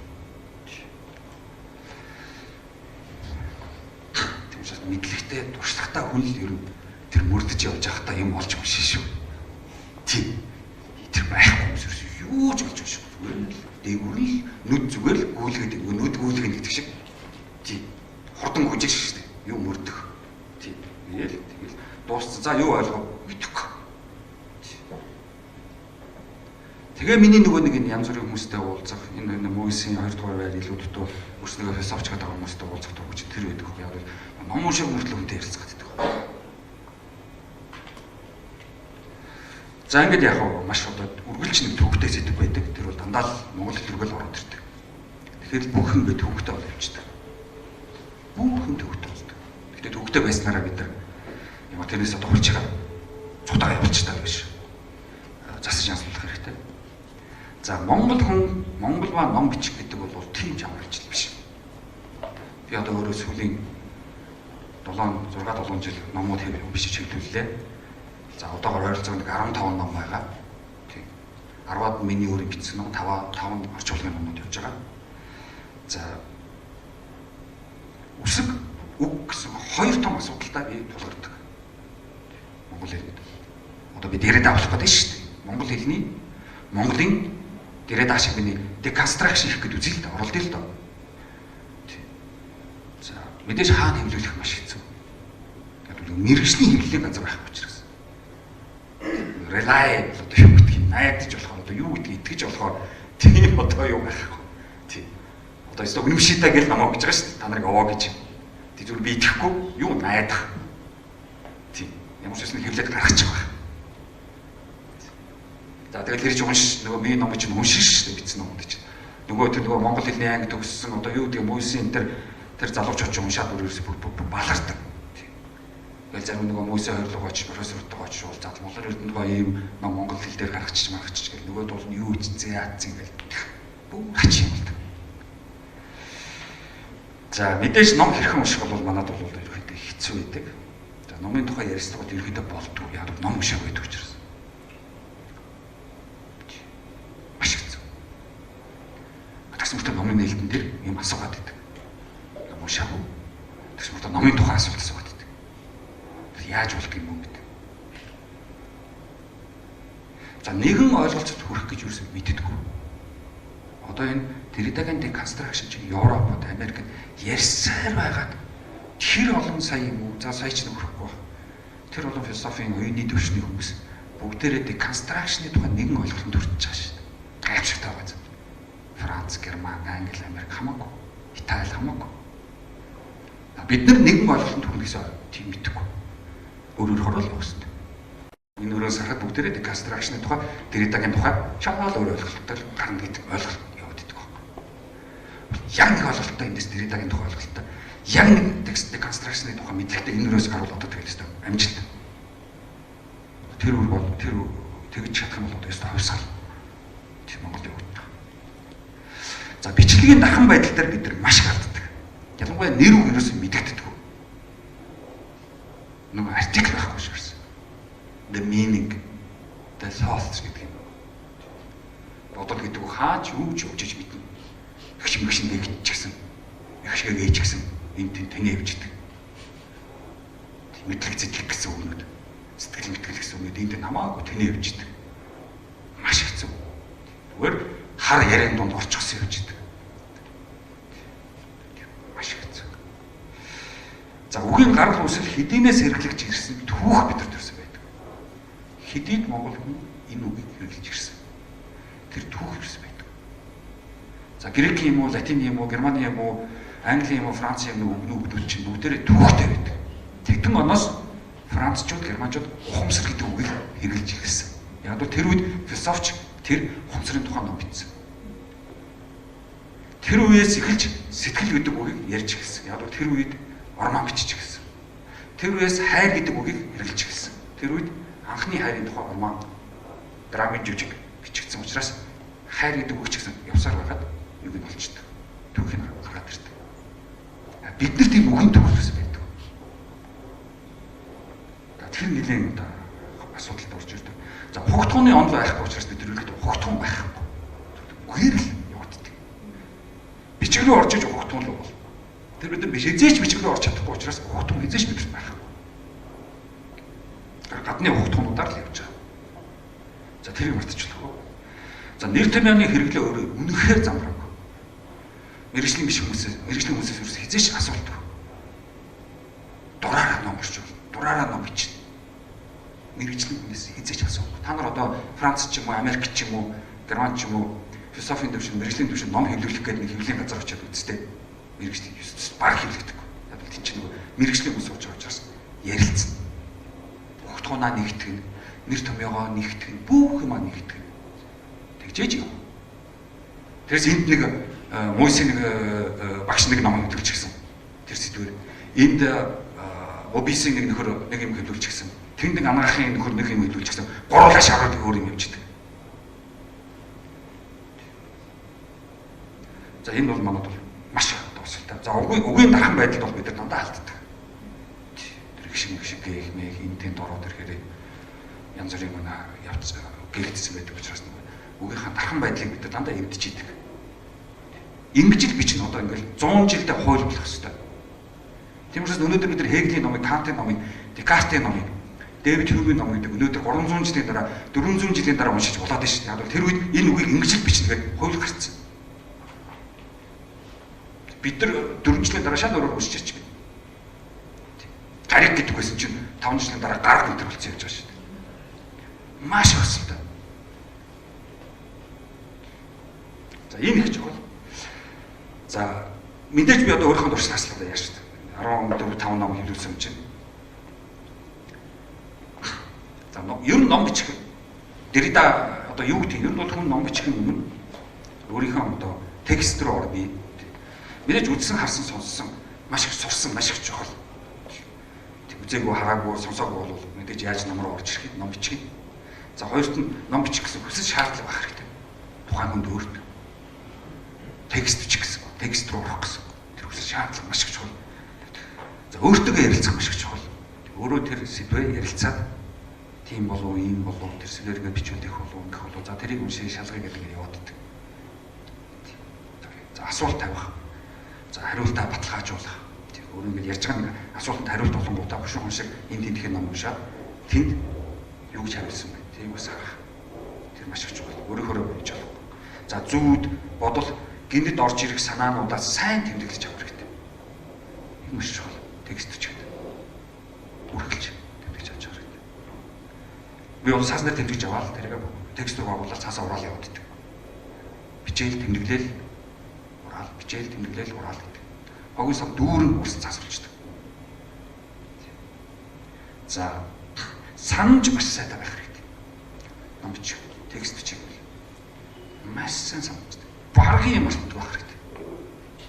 Одоо би 3 настай 4 настай байг маш сайн сандаж штэ. Санамж авирч 10 жил, 10 жил одоо юу гэдэг бүгдийг маш сайн санах хэрэгтэй шүү. Юу ч мартаж болохгүй. За энэ номонд орж ирэх маш чухал. За тэгэхээр ном бичгээд мэдлэг тулгуурлах хэрэгтэй. Маш унших хэрэгтэй. Маш уншиж л ном бичнэ. Тэг уншихгүй ном бичих. За мэдэх хэрэгтэй. Мэдлэг эзэмших хэрэгтэй. Тэгээд эцэс ном бичнэ гэдэг чинь өөрийнхөө мэдсэн чадсанаа яаж хэрэгжүүлж байна шүү дээ. Тэр зориг, чадвар тэнхээ маш чухал. Номыг яг дуусгаад эцсийн хуудасаар гэж дуусгаад тэгээд дүгнэлтээ бичээ. За одоо энэ номыг хийлгэл болчлоо. Тэр тийм амар гэдэг ер нь бараг ихэнхдээ хэрэгэлцдэг. Яг ном бич дуустал. За энийг хийлгэж хүн унших болов. Яах вэ? Бас жоо хэрэгэлцдэг. Тэрийг бас даах чадвартай байх хэрэгтэй. За ингээд би 3 цагаан ном руу орох юм. За энд би монгол хэлэн дээр deconstruction гэсэн. Энэ 3 ном бол ердөө 9хэн угтгуун дээр л deconstruction гэсэн. 2005-аас 2007 онд би энэ 3 ном дээр 3хан монгол угтгуун дээр deconstruction гэсэн. Ердөө 3хан төг байгаа шүү. Нэг ном жишээлбэл ертөнц бодол мэдлэг гэсэн ердөө 3 үг. За энэ 3 үгийг нэг энэ 3 үгэн дээр л deconstruction гэсэн. Хүрэн байхгүй. ертөнц гэдгийг ойлгох гэвэл 100-аад утас байна. Бодол гэдгийг ойлгох гэвэл 100-аад утас байна. Мэдлэг гэдэг хөтөлбөр 3. Энэ 3 үг. Deconstruction. Дараа тэр ухаан ухамсар гэж байна. Ухаан ухамсар гэсэн дахиад 3 хугтах. Ердөө л 3. Тэл болов. Дахиад 200 гаруй үз. Ухааныг ойлгох гэвэл бас 70-ны явц юм шиг. Ухамсарыг ойлгох гэвэл дахиад 70-ны явц юм шиг. Эрдэмийг ойлгох гэвэл дахиад 70-ны явц юм шиг. Тэгжээж эрдэмтэн гэж үг хэрэглээ. Construction, deconstruction. Тэгэл болов. Дэрийда постмодерн тэрийг одоо батчихлаа. Энд юу? Санаа, сэтгэл, зохиол. Дэрийда. Ердөө л 3 үгэн дээр л ажилласан. Deconstruction. Өөр юм байхгүй. За санаагаа тайлбарлахдаа сэтгэлээс гаралтай санаа юу? Бодлоос гаралтай санаа юу? Сэтгэл хөдлөл биш үү? Мэдрэмж ямар мөрөг гүйцэтгэх вэ? Гэл танаа л сэтгэлээ тайлбарлах. Зөвхөн сэтгэл хөдлөл яваад байгаа. За зохиол гэдэг construction юу гэнэдэг бид нар зохиол гэх. Юуны тухай зохиол. За ингэж одоо юу болов хийж энэ дээрээ би одоо тулгуурлаж маш их одоо бодож битсэн ийм одоо гурван хүмүүс бол ерөөдөө өөрөөр ойлгодог л дээ юу гэдэг байгаа санаа сэтгэл шиг тэр шиг ямар амарх юм байхгүй гэдэг шүү дээ. Санаа сэтгэл шиг амарх юм байхгүй гэдэг байна. Тэгэхээр эдийн засаг хэцүү, хууль хэцүү байх нь л дээ, инженер хэцүү байх нь л дээ. Бидний санаа сэтгэл хайр бодол хэд чирхгүй байна л да, үнэгүй байна л да, чухал шиг байна л да. Зөвхөн ганц мэрэгчлэл чухал юм байна л да. Сэтгэлгүй мэрэгчлээ байгаад яах юм? Сэтгэлгүй багш байгаад яах юм? Сэтгэлгүй мэдрэмжгүй эмч байгаад яах юм? Боддоггүй улс төрч байгаад яах юм? Тийм. Мэдлэггүй лам байгаад яах юм? Тийм. Тэгэхээр чинь ердөө ерсгөн хөгтөн шүү. Тийм. Тэр юус мартаж болохгүй шүү. За ийм одоо юм дээр бол явлаа, ажиллаа. За тэгээд тэрэндээ дараагийн номнууд босоод ирсэн. Гол өссөн хөгтгөнаа би босгоод ирсэн чинь дараагийн номнууд аюу амархан болсон. За уран зохиолын деконстракшн хийжсэн би бас зүгээр яг Монголд байгаа номнуудыг уншаад жоохон деконстракшн гэж оролцсон. За надад 90 сайн харангуй гэдэг үлгэрийг философийн төвшөнд шалгаж өгөөч гэдэг нэг гуйлд иржсэн. Мөнхийн шүлэг судлалын одоо юу гэдэг нийгэм гэдэг юм. Үлгэр дам судлалын нийгэм байт юм байна. Тэндээс иржсэн. Тэгээ би 90 сайн харангуй нэг нууссан баг. Тэг. Маш сайн нани юус. Юуны тухай битчих. Юу яваад байна. Тэгээд яваад исэн чинь сүлрүүгээ богцонхоогоос адис аваад ирч хүч ороод дайснаа бодоо олгочлоо гэлвэж байгаа. Үеийн байраар ерөөсөө ингэ тарцсан нөгөө гоё үлгэр дөнгөж болон эрдэнэ шишний цохол гэсэн гэл нөгөө өвгөн дээр явуудсан юм байна л да. Тэсэн чинь өвгөө хэсэг гэж байгаа байхгүй. Тийм ээ яг наад хүн чинь өстой айхтар юм байна. Бид нар бол ингэж зүрхлэгч үү. Өстой айхтар байна. Яг бол төвдийн шарын шишин орж ирэхдээ Монголын үлгэр дөнгөийг шашинжуул айцсан гэж байгаа. Тэр үнэн гэсэн гэж байгаа. Тэгэхээр бид нар ямар ч үлгэр дом үлсэн дотор дандаа богд цонхоо явж байгаа. Дандаа айц аваад хүч орно тэнхээ орно. Нөгөө сайхан монголоор юу ч чадахгүй. Бичсэн юу ч чадахгүй. Тэр яваад байгаа. За нууц тавчаар бол би нэлээ энэ ухаан ухамсар дээр деконстракшн гэсэн. Энд дээр би байж байгаа та нар сонирхоод уншсан биз. Тэн дээр би энэ юуг бичсэн байгаа. Устовчаа би бас тагч уншсан. 2 3 гэж уншсан гэх хэмшаалсан. Тэгэхээр чинь бас 2 3 хэвлэлийн газар янз бүрийн хэвлэлсэн байт юм билээ. Тэгэл ингээд уншаалсан шил. Болохоо тэгэллээ. Бичээд юу вэ? Чөт дээр ми хэдэн 100 жилийн өмнө одоо бичигдсэн гэдэг үстэй. Уншаад байсан чинь яг өнөөдрийн мэдрийг хэрэгэлдэг үгнүүд явж байгаа. Тэр байтга бүр орчин үеийн өнөөдрийн үгнүүд. Би гайхчихгүй юм чи юу болж байна? Өө хүнжил мөнжилчих шиг, орон орчих шиг. Тийм орч одоо социализм үед бид нар орт болсон шүү дээ. Тийм социализм үед бид нар хүчтэй болсон шүү дээ. Тэгэл одоо тэр чинь сэтгэл мэтгэл өө яг өнөөдөр бидний ярьдаг үгнүүд дотор байж байна. Ухтхонод. Тэгээ би бодохгүй. За энэ нөхдөд чинь нөгөө 60-аад оны үед монголчуудад зөвлөлээд цохол иччихсэн баг. Имиж хасаад. Сон багц. Тэр деконстракшн чи ийм айхтар байхгүй. Яг мөрөөр нь явж унсаар байгаа л зорилгыг хараад л ухтун ямар ухтун голж байна уу? Ямар ухтунууд туслах ухтунууд байна уу? Явсаар байгаад тэр чи яваад ичдэг байхгүй. Тэр уншин гэдэг чинь бас нэлээд тийм юм хэрэгтэй. Чадвар хэрэгтэй. А тэгээд зориг хэрэгтэй. Хэлэх зориг хэрэгтэй. Тийм. Би зөвхөн мөс юуны өчмөжгийн нэг 60-аад оюутанд юуны тухай философи лекц орж байгаа шүү дээ. Тийм. Тэгээд сойс дээр бас орж байгаа. Энэ юун дээр орж байгаа чинь санхүү эдгэцэд 3 сургуульд яаж би орж байгаа шүү дээ. Философи лекц орж байгаа шүү дээ. Тэгээд тэр оюутнуудыг яасан сүүл рүү хэцүүцсэн хүндэрс зарим нь босч ирээд багшаа гэх юм гээл тийм. Багшаа гэл ингээд аврал надаас хайгаад байгаа байхгүй. Тийм багшаа тэгээд хэлчихэж дээ гэдэг.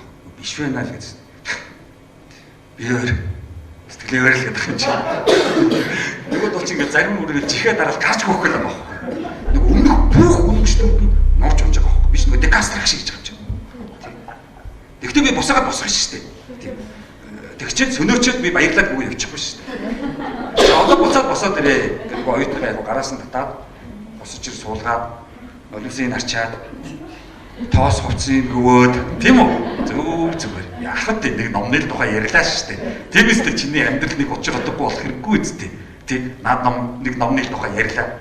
Тийм нэг нууц тавчааг нэг номны тухай ярьлаа. Тийм нэг л ном шүү дээ. Юу юм? Идэхгүй уухгүй. Тийм. За 90 сая гэдэг үргэлж нэг үлгэрийн тухай ярьлаа. Тийм. Яахад. Гэтэ урдын цагт гэж байгаа бид нар чинь одоо олгож гэдэг шүү дээ. Тийм. Хэцүүцсэн. Тийм. Хэцүүд нь л дээ аргагүй байхгүй. Тэр констракшн чинь ийм осолтой. Тийм учраас тухайн үед Derrida бас эсэргүүцэл аягүй тулгарч ирсэн. Тийм. Зохиолуудыг ерөнхийдөө жоох өнгөө болгож байгаа байхгүй. Тийм. Тэгэхээр бас аягүй эсэргүүцэлтэй дургаж байсан шүү. Derrida тэр юунд Кембрижид л хаана нэлээ нэг очоод хүнд докторийн цал авах гэсэн чинь нэлээ эсэргүүцлийн дээр тулгарч ирсэн. Тийм. Тэр ер нь эсэргүүцэл бол тэр тулгар. Тэр нь бол тоох юм. Хувцас нь гөвөөд шараг нэг өгөл босгоо шүү дээ. Олимсыг арчаал. За орчуулсан номууд бол бас деконстракшн байсан. Байх бах хугацаа гэдэг бол бас деконстракшн. Энэ бол Хайдегерийн хамгийн анхны деконстракшн. За эндээс Derrida цаашгаа бүр онл болгоод онлын түвшинд болгоо явчихсан. Деконстракшн гэсэн destruction гэсэн өмнөд бол ердөө Хайдегерээс гаралтай. Тэгэхээр би байх бах хугацаа гэдэг номыг орж ирсэн байхгүй юу? Бас тухайн үед 2011 онд баха. Ердөө л хоёр ухтх үед явж байгаа шүү. Ердөө л байх л гэсэн ухтх явж байгаа шүү. Өөр ямар ч ухтх үндэт байхгүй. 400 хуудас байхын тухай. Байн, байж, байсаар л байна, байгаанууд, байж нү, байсан уу гэж яваад байгаа шүү дээ, тий. Байсан шиг байгаач, байхгүй юм бол байхаа болооч гэж ингэ яваад байгаа шүү дээ. Байн нүхээр баян шүү дээ, гүжи байсан шиг байхгүй шүү дээ. За байсан шиг баял та тэгвэл яаж байх юм бэ? Үгүй ингэж л баян шүү дээ гэж байгаа шүү дээ, тий. Дандаа л байх л яваад байгаа шүү дээ, тий. Тэгэд германаар нөгөө зайн, англиар нөгөө being, за францын нөгөө нэг юм байна гэрмаа лайтг гэсэн үг яваад байгаа шүү дээ. Лайтг гэсэн үг байна. За энд бол хүн гэж нэрлэхээс өмнө байгаанууд л гэдэг байгаа шүү дээ. Хүн болох болоогүй. Тийм нөгөө түрүүний нөгөө хүмүүжлтэй, бодолтой, оюуны чадвартай, асууж хариулдаг, юм уншдаг, дүгндэг тэгжээж хүн болно шүү дээ. Тэрээс одоо зүгээр унтчдаг, идчихдэг, одоо яашаа гадуур таньчдаг бол одоо чомчгсан тэгэл явж байгаа шүү дээ. Тийм хань ямаач гэсэн идэл угаал хөрөлдөөл инээлдээл нэг одоо иштэй энэ тийм и наварч юу оо юм байж дээ ой за тэргээл тийм хөрөдөр цаадуулта бити хэлээрээ тэр нэг 4-5 хонь үсэж чигчдэг шүү дээ. Тийм амар гой нөгөө витаминтэй үс олчихсан. Тийм тэгээд нөгөө зам мамаар тийм үү гүлдэж гараад үгүй цаадуулчихгүй гараас нь гүйя гэж гүлдээл тийм байж ийн хүлээж хагаад гараачдаг ч үгүй яараа тийм амар яаруу юунд яараад байгаа мэд Америк ажилтаа хүмүүс шиг машин урдуур гүлдэдэг шүү дээ. Тэгээд одоо тийшээ явж хажиж байгаа юм бол тэнд очих удаа зүгээр гэж зогсоо аваад тийм тэгэхээр биднийг бас янз үзэж байгаа байхгүй юу тийм өөрийг янз үзээд байгаа байхгүй юу тэгэхээр чи тэд нар ч бас нэг байсан шиг байх гэдэг шүү дээ тийм. За түүх гэдгийг нэлээд том одоо гаргаж ирсэн. Нэг оюуны дэвшил болохоос үйл явдлуудын жагсаалт биш гэсэн. За энэс та маш хэвсэл. Өцгөр оюутнууд бүгдээ нураа унчихсан. Бид нар зөвхөн 1940 оноос 90 оны хооронд л түүх байсан гэж хэлцэж бүгдээ нураа унтсан. Тэрнээс өмнөхөн түүх биш юм уу гэх юм байл. Чингисийн түүх, Ховлын түүх гэдэг угшаасан. Биш. Дахиад орлого гэдэг хэлсэн. Бид нар чинь түүхтэй арт юм ингээл тий. Тэгэхээр би гой 40-оос 90 онд л гисэн. За тэгэхээр түүх гэдгийг Хайдегер энд дотор хөгжүүлсэн нөгөө байсан шиг байж чадсан. Тэр нь оюуны хөгжил төвчлээ өгсөн. Оюуны хөгжил төвчлээ өгөх юм бол тухайн арт түмэнд шүү. Тий. Ноёдод биш, номын хүмүүст биш, хаадуудад биш. Арт түмэнд оюуны хөгжил өгдөг. Тэгжээч бид нар яах вэ? Түүх юм. Монголчуудын түүх юм. Яг хувьтай адилхан. Хувийн амьдралд янз бүрийн үйл явдлууд явагдсан, урагшаа дэвссэн, алдсан, гонсон, тэрийгэ зассан, тийм үү? Тэгжид хөгжил дэвшил явагдсан бол тэр хүн намтар бичих боломжтой. Адраас тэнд төрсөн, тэнд ажилласан, тийм үү? Тийм одоо медаль авсан. Тийм үү? Тэгэл одоо юу гэдэг тэгээд дэтгэвэртэй гарсан гэх юм бол тэр чи намтар биш шүү дээ. Зүгээр танилцуулах байхгүй. Тийм. Тэгж явсан юм уу те? Тэгэл болоо.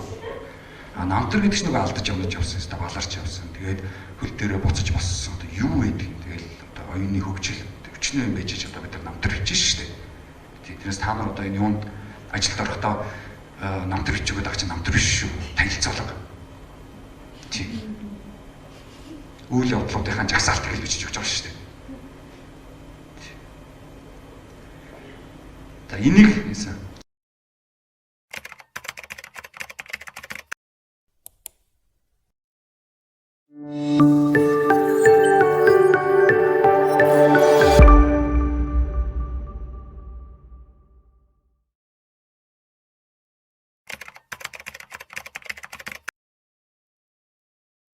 Хоёр дахь ном та мэдж байгаа. Би эсвэл байх гэж дахиад хоёр хөвгөх. Тэр болоо. From-ing энэ ном бол орчуулсан шүү дээ. Тэр би гэж юу юм бэ? Нөгөө англиараа to have, having, being, having or being гэсэн ийм л хоёр хөвгөх юм байна шүү дээ. Тэгэл энэ 300 тооц ном бичиж байгаа шүү дээ. Тэрийг ярьчихсан баг. Тэргүүрээ би юу гэж харуулсан юм бэ? Ингэж хөвгтгон дээр ажилладаг юм аа.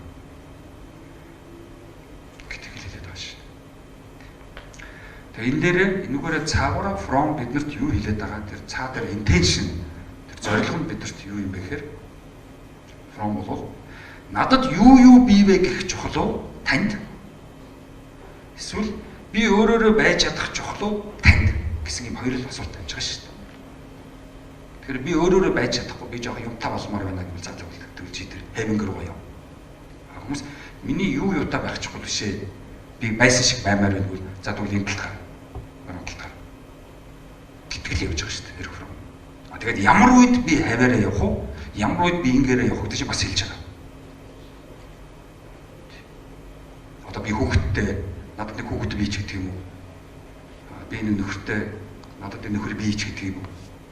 Би нэг их нэртэй надад их нэр бий ч гэдэг юм уу? Тэр чинь дандаа хайр болчиход байгаа байхгүй. Тийм. Надад нэг ном бий гэдэгтэй л адилхан болчиход байгаа байхгүй. Тэр би л гэдэг шүү дээ.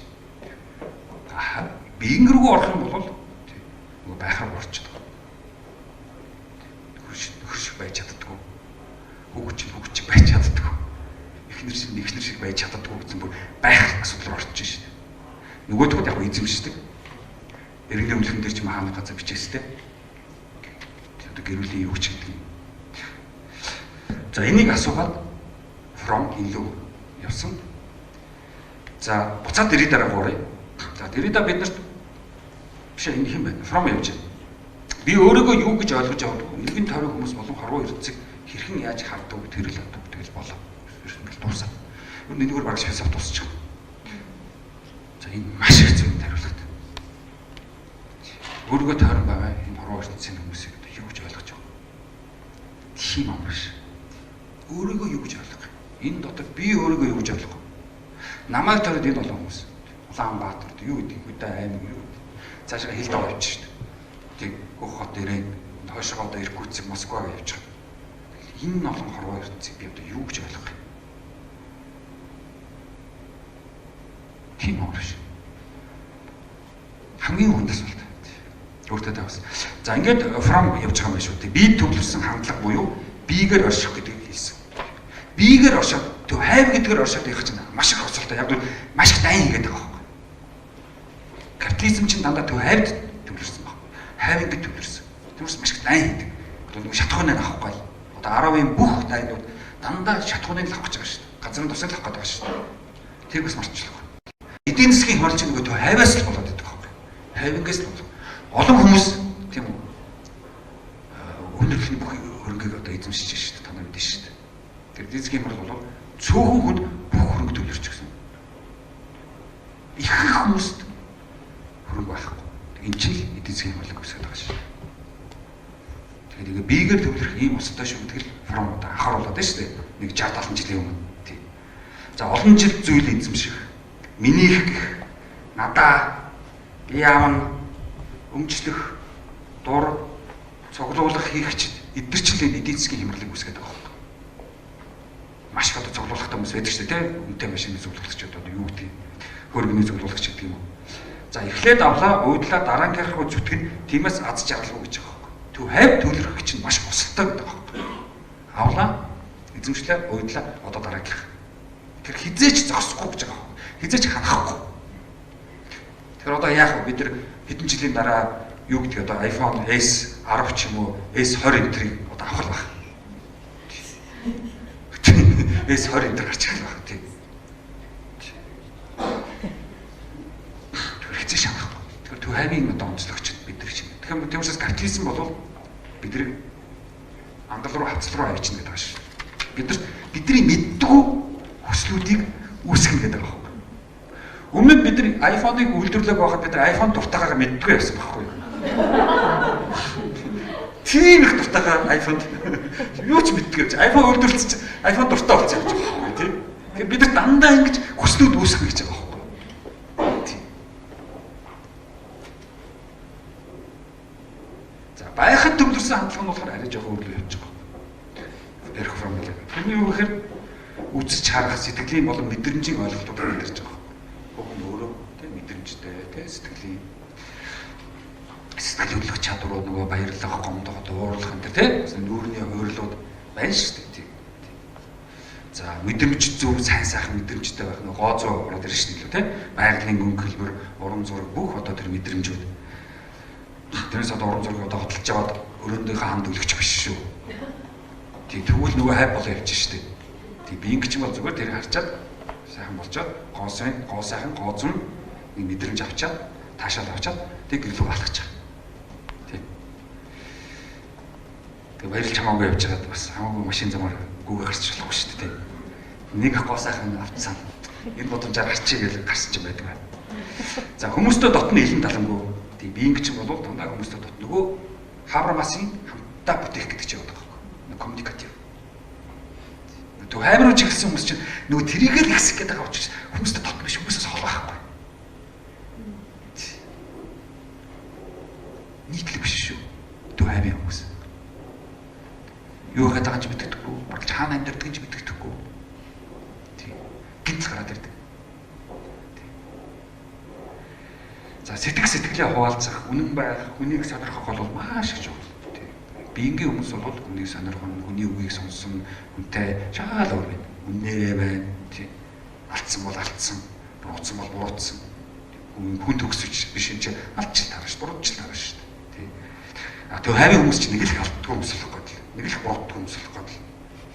Тийм. Тэгээ тэрийгэ мөнгөөр төлөхгүй л. Алдаагаа мөнгөөр төлж өгөхгүй л.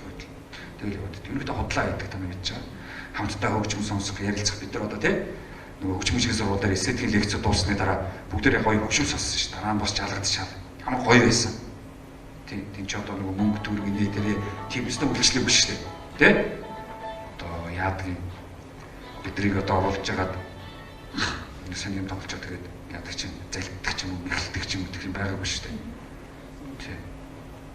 Маш тийм зах зээлтэй хамаагүй тийм гоё. Яг үннээрээ тоглох болохоор шал өөр байгаа шүү дээ. Хүлээж авах ч гэсэн гоё байгаа шүү дээ. Та нар нөгөө цаанаасаа нэг шахалтаар билет авчаад өрөөд ирээгүй. Тэ? Их хүмүүс чинь дандаа шахалтаар таслаар авцсан ирж байгаа шүү дээ.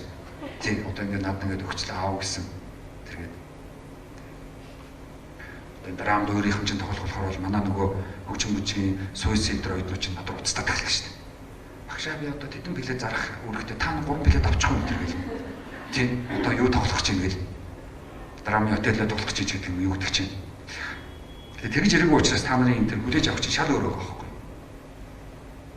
Тэр өдөр бол та нар устаа жинхэнэ биеингүүд болсон шүү дээ. Тий, хараад ч яста байсан шиг байсан шүү дээ. Аа. Тий. Тэгэл гараад төв хавирууг орчих байгаа юм чинь. Тий. За орой одоо хаана хэдэн болцгоо тийм үү? Тэгэл хоолмол одоо л тий. Тэгэл за айгуул зарим нь ишгээ ингээл юу ороо үз. Эхлэлгүүр ч юм уу тий. Энэ эхлэлгүүр Улаанбаатар эхлэлгүүр хоёрын дунд л явагдаад байгаа юм шүү. Тийм Улаанбаатар. За ингээд ном унших маш чухал. Ярилцах. Чи бид нар энэ төрөл явж байгаа байхгүй. Одоо энэ дотор залуучууд ч гэсэн урмаанууд орчуулж байгаа. Тэр ч гэсэн ингээд яваад бол ярилцах хэрэгтэй л доо. Одоо нэг сонгуул эхэлсэн чинь бүгдээрээ улс төрж завгүй болчихсон. Тийм. Сонгуулийн дараа л одоо өргөжлөхөөс тийм бүгд завгүй болчихсон. Уран зураг ярилцах. За бид нар 5 эстетикийн лекцээр маш их уран зураг ярьсан. Ямар гоё байсан. За энэ бол бид нар одоо байхаар гэж байна. За буцаад одоо монголчууд руу орлоо. Шүдээ зугаарай. Тийм. Хэлний дөрвөн цагаан толгоор орлоо. За ер нь хэцүү дээ. Тийм. Кирилл цагаан толгоор үсгэн бичгээр үйлчилсэн. Тэр бид нар тэр мэдээж нэг талдаа амжилттай, нөгөө талдаа маш их осолтой. Бид энэ цагаан толгоор үсгэн бичгээр ороод яг нэг талдаа бид нар хурдан сурсан л да 35 өс гэж дорж хэлчихдэг л дээ. Дараа нь том асуудал гарч ирсэн л дээ. Нөгөө үсгнүүдээр одоо яаж тоглох? Нөгөө 35 өсгөрөө тоглоод эхэлсэн. Нөгөө онгод орон шүлэг чинь энэ гэдэг чинь дандаа үсгээр тоглож байгаа шүү дээ. Тэс цаана нэг бодол байхгүй шүү дээ. Тэ?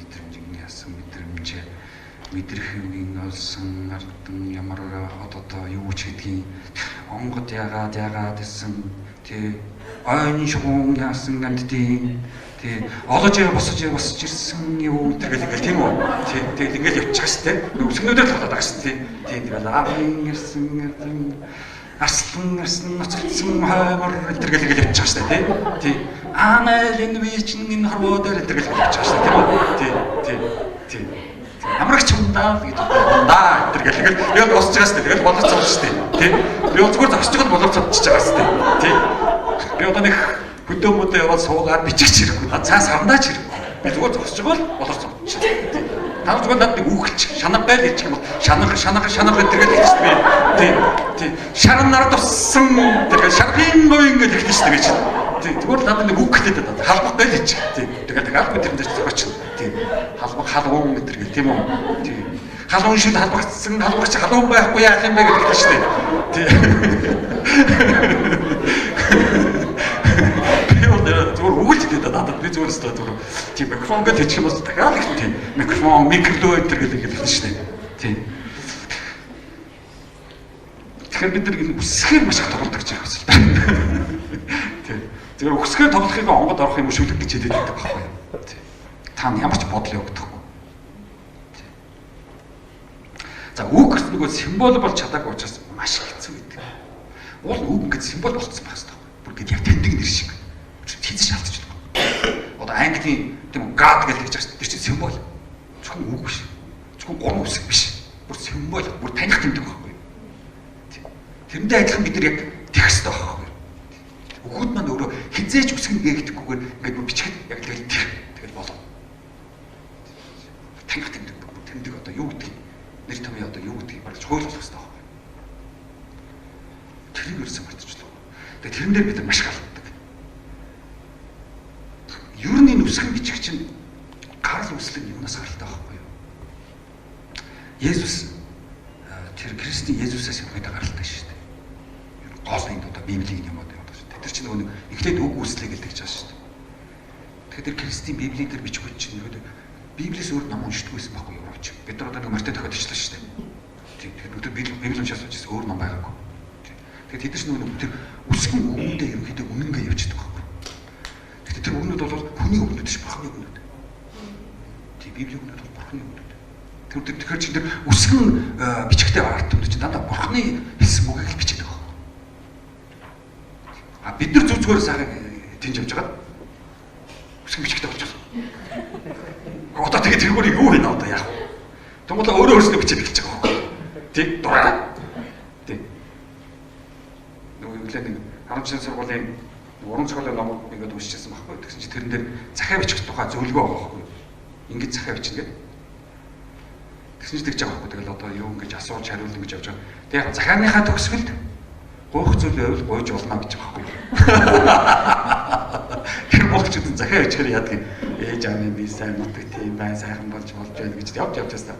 Гэхдээ танаас нэг юм гоох гэсэн юм аа. Тэгэл хэлэх юм байна шүү дээ.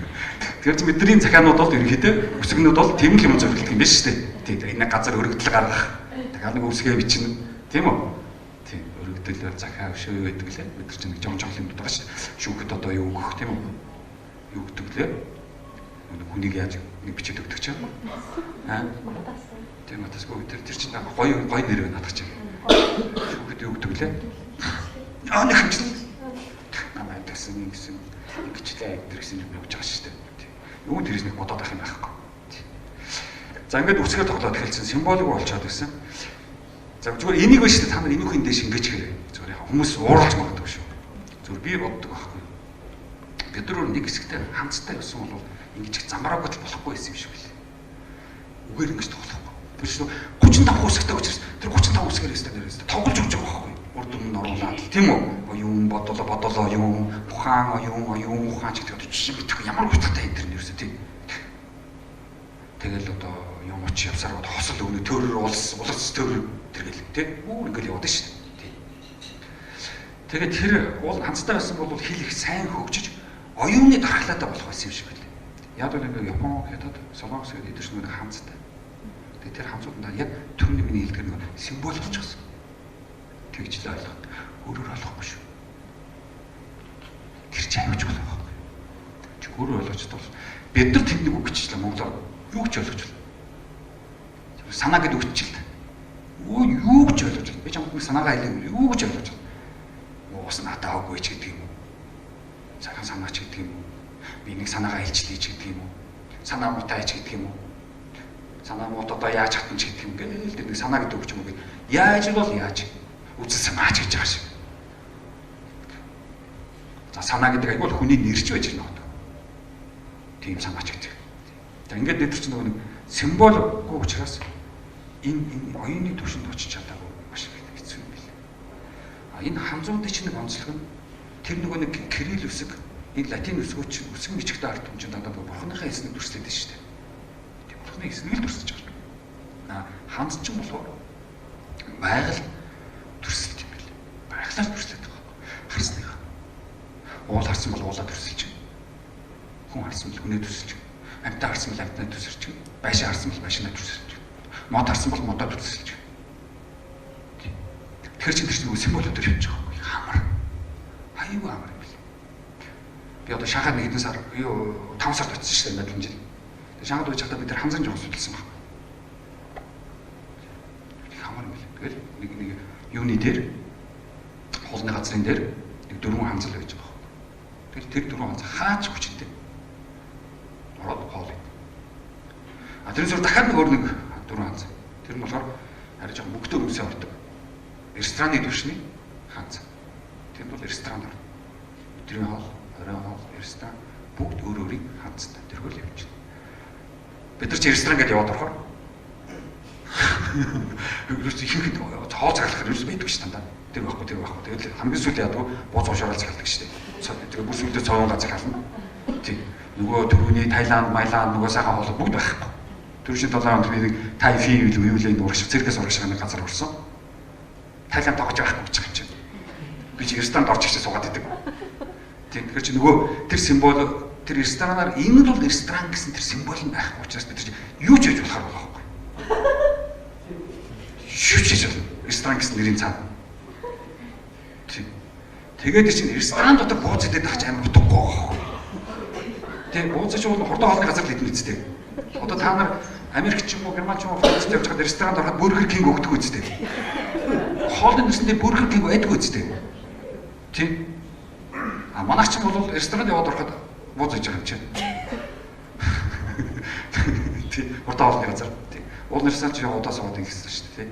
Тэгээ би ч бүр толгой хэрэгжиж байгаа байхгүй. Тэгээ толгой хэрэгсээр бол харж байгаа шүү дээ. А тэн ч юм уу хамаа. Тэр нөгөө юугаараа ханзаар мэдээд төлөв ороор болж. Тэр хэдэн зуун жилийн ханзаа. Хэдэн зуун жил гэмээр явж байгаа. Одоо бид чинь бүр гадуур евро орчгоо болчихлоо шүү дээ. Одоо тэгэл кафений газар, баарны газар юу гэдэг нэрүүд болоод замраа галлаа шүү дээ, тийм. Кафе, мафе юу ерөөсөө. Тэгээ чи бид ийм замраа байгаа. Кирилл үсгэрээ юм бичихгүй шүү дээ. Латин үсгээр бичдэг болчихлоо шүү дээ. Тэр чинь оюуны ямар замраа бүтэлд орж байгаа. Ямар ч оюуны дархлаа байхгүй. Сачин болж байгаа. За тэгэл одоо зарим газар нөгөө солонгосын нэг ресторанаар аваад нэг солонгос яваад байгаа болцсон байлээ те ханзуудаа. Тэгээ одоо жоо латин монгол ханз руу жоо орох гэдэг. Үгүй өсгөр орох гэдэг юм уу та. Тэгтэл ханзуудаар байж л байдаг шүү дээ. Ойлгох хэрэгтэй байхгүй. Зөвхөн гэрэл бичнээр орчих хэрэгтэй. Латин гэдэг бид байхгүй хэрэгтэй. За ийм одоо бид нар энэ хэлний дүрм цагаан толгойн асар том асуудал орцсон. Тэгэхээр энэ хоёрын уул нь бид нарт байгалийн төрслөгийг аваа явуулсан бол зөөрөөс юм билээ. Нэг хэсэгт жоо хамттай байсан бол зөөрөх байсан билээ. Би одоо бодоол хэв. Энэ их замраа бодлоо тэр 35 хэсэг л энэ одоо онгод ордог, шүлгэлдэг. Тэгээд энэ гэлтэн жоо ханзуур болоод хойдлого нь бол хүн л гэж байгаа шүү дээ. Хүн гэсэн ханзуур. Тэгэл болоо. Одоо яаж яадаг вэ? Шенерэж гэдэг, шенгэрэж гэдэг, женерэж гэдэг юм уу яваад тэгэхээр тэр хүн чинь мэдхтэй хүн, гэгэрсэн хүн, үнэн хүн, бүрэн хүн, оюунлаг хүн гэдгийг ялгахчихж байгаа. Тэгээд энэ чинь биш хааж үчтэй. Хааж. Тэр бүүн хэдэн 100 сая хүнд бүгдээр нь яг адилхан хүчтэй. Бүгдээрээ яг адилхан ойлгоно. Монголчууд мэдлэгтэй хүн гэж бичиж байна. Хэлдэг шүү дээ.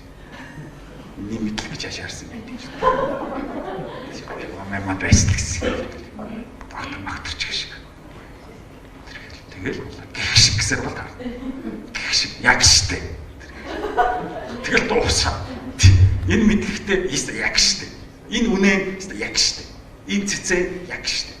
Тэгэхээр энэ чинь 100 жил энийг ярил явуулсан.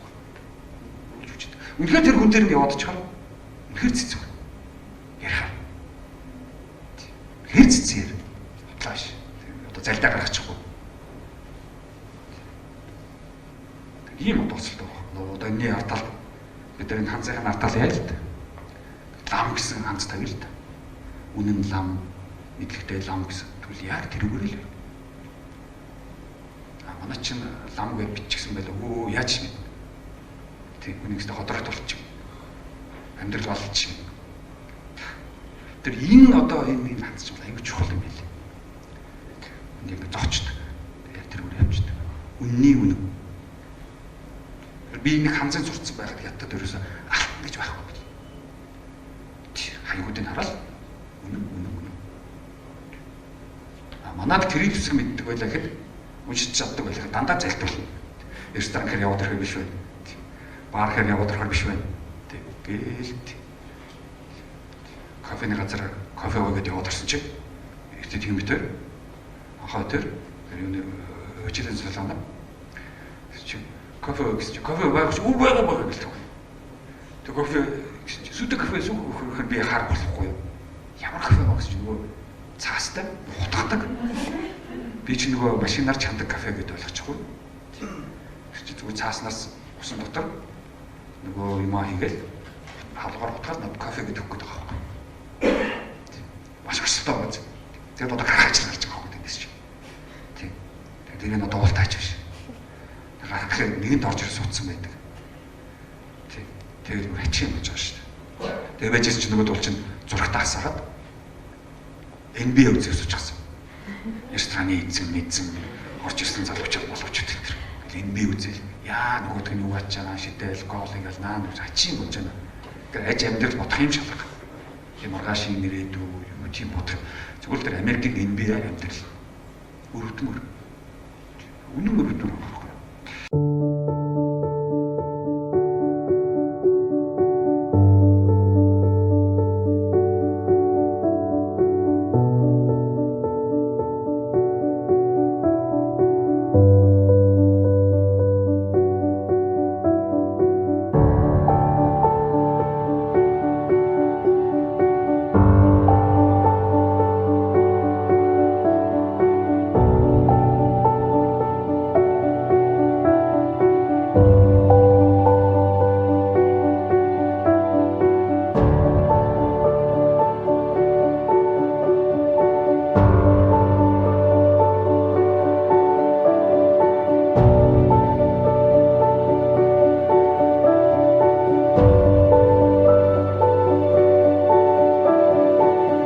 Тэгэхээр энэ ханц гэдэг бол уулын юм их чухал юм байна. Тэгдэгэд одоо та намайг одоо ханцыг яачлаа сурталчлаа гэж ойлгож болохгүй. Символоор хэмждэг юм байна. Яг монголчууд бидний хувьд бол яагаад юу гэхээр нөгөө үндсэн бичиг үсгэрээс үсээгүй явцсан байх шүү дээ. Арт түмдэг нэсэд заадаггүй. Зөвхөн хааны хөвгөд, ноёны хөвгөд бичиг үсгээр бид явчихдаг байх шүү дээ. Юу дээр байсан. Тэгэд энэ ярилцах гэдэг энэ их гой зураг би зүгээр яг интернетээр юм хайж явж байгаа. Ярилцах гэсэн зураг хажиж байгаа гой зураг үлээ. Тэг уул нь ингэх хэрэгтэй байхгүй бид нар. удаа бүгдээрээ ном ярьчихсан. Одоо миний 3 цагаан номыг бол ингэх хэрэгтэй байхгүй. Deconstruction хийх хэрэгтэй байхгүй. Дараагийн хүмүүс. Тэгээ бид нар ярилцсаар байгаад санааны тухай, мэдлэгийн тухай зөв нэг ойлголттой болох. Тэгээс одоо Монгол эрдэнэ номыг уншаад тийм ятж байгаа биш шүү. Тэр хогт хунтгал хэлсэн шүү. Одоо Франц ч юм уу, Америк ч юм уу, нэг Derrida гэдэг Францаас ирсэн Францын профессорын номыг уншихгүй байгаа шүү дээ. Тэр юм л ойлгох.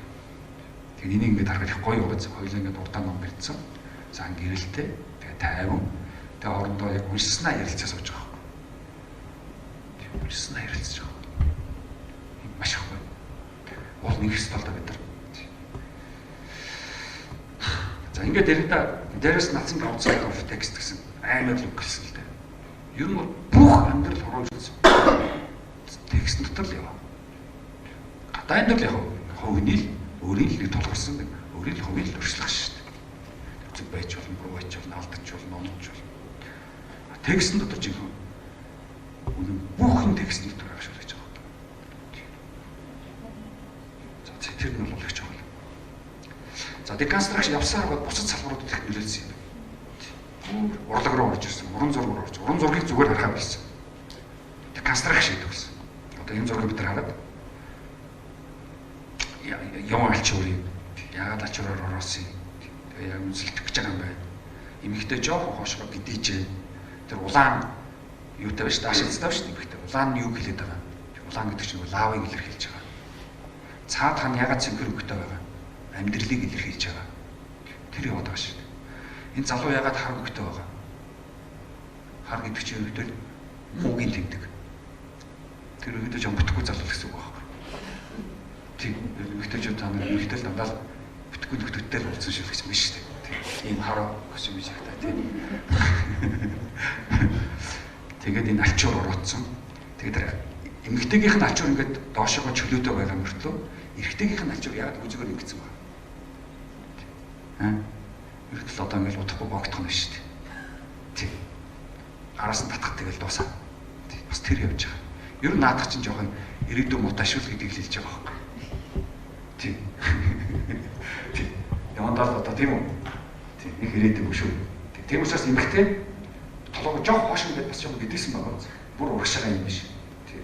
Эрэгтэй бол яхад юу болоод байгаа яах юм гэхгүй. Энэ зөвсч байхгүй тийм. Урагшаа ингэсэн чинь байх. Нэг ингэжлээ гэсэн чинь тийм. За яах вэ гэсэн чинь өнгөрч чигтэй. Тэг маш их зүйл хэлж байгаа өнгөнүүд. Фактик нөгөө эрэгтэйгийн арталд улаан биш шүү дээ. Лав болоод эрэгтэйгээс дээр хойно байгаа. Эрэгтэй биш. Эрэгтэйгийн ард байгаа. Тэгэхээр баг лав одоо нууж гэсэн үг. Ард нь урдаа хил гарахгүй. Тэгэл энэ чинь ингээд канцер хийж болох байхгүй. Тэгэл гэж. Таазныхан зураг гараагүй. Тааз нь бас нэг юм хэлт юм аа. Тааз бас нэг өөр юм байд. Тэр бас их чухал. Тааз нэг бас их чухал.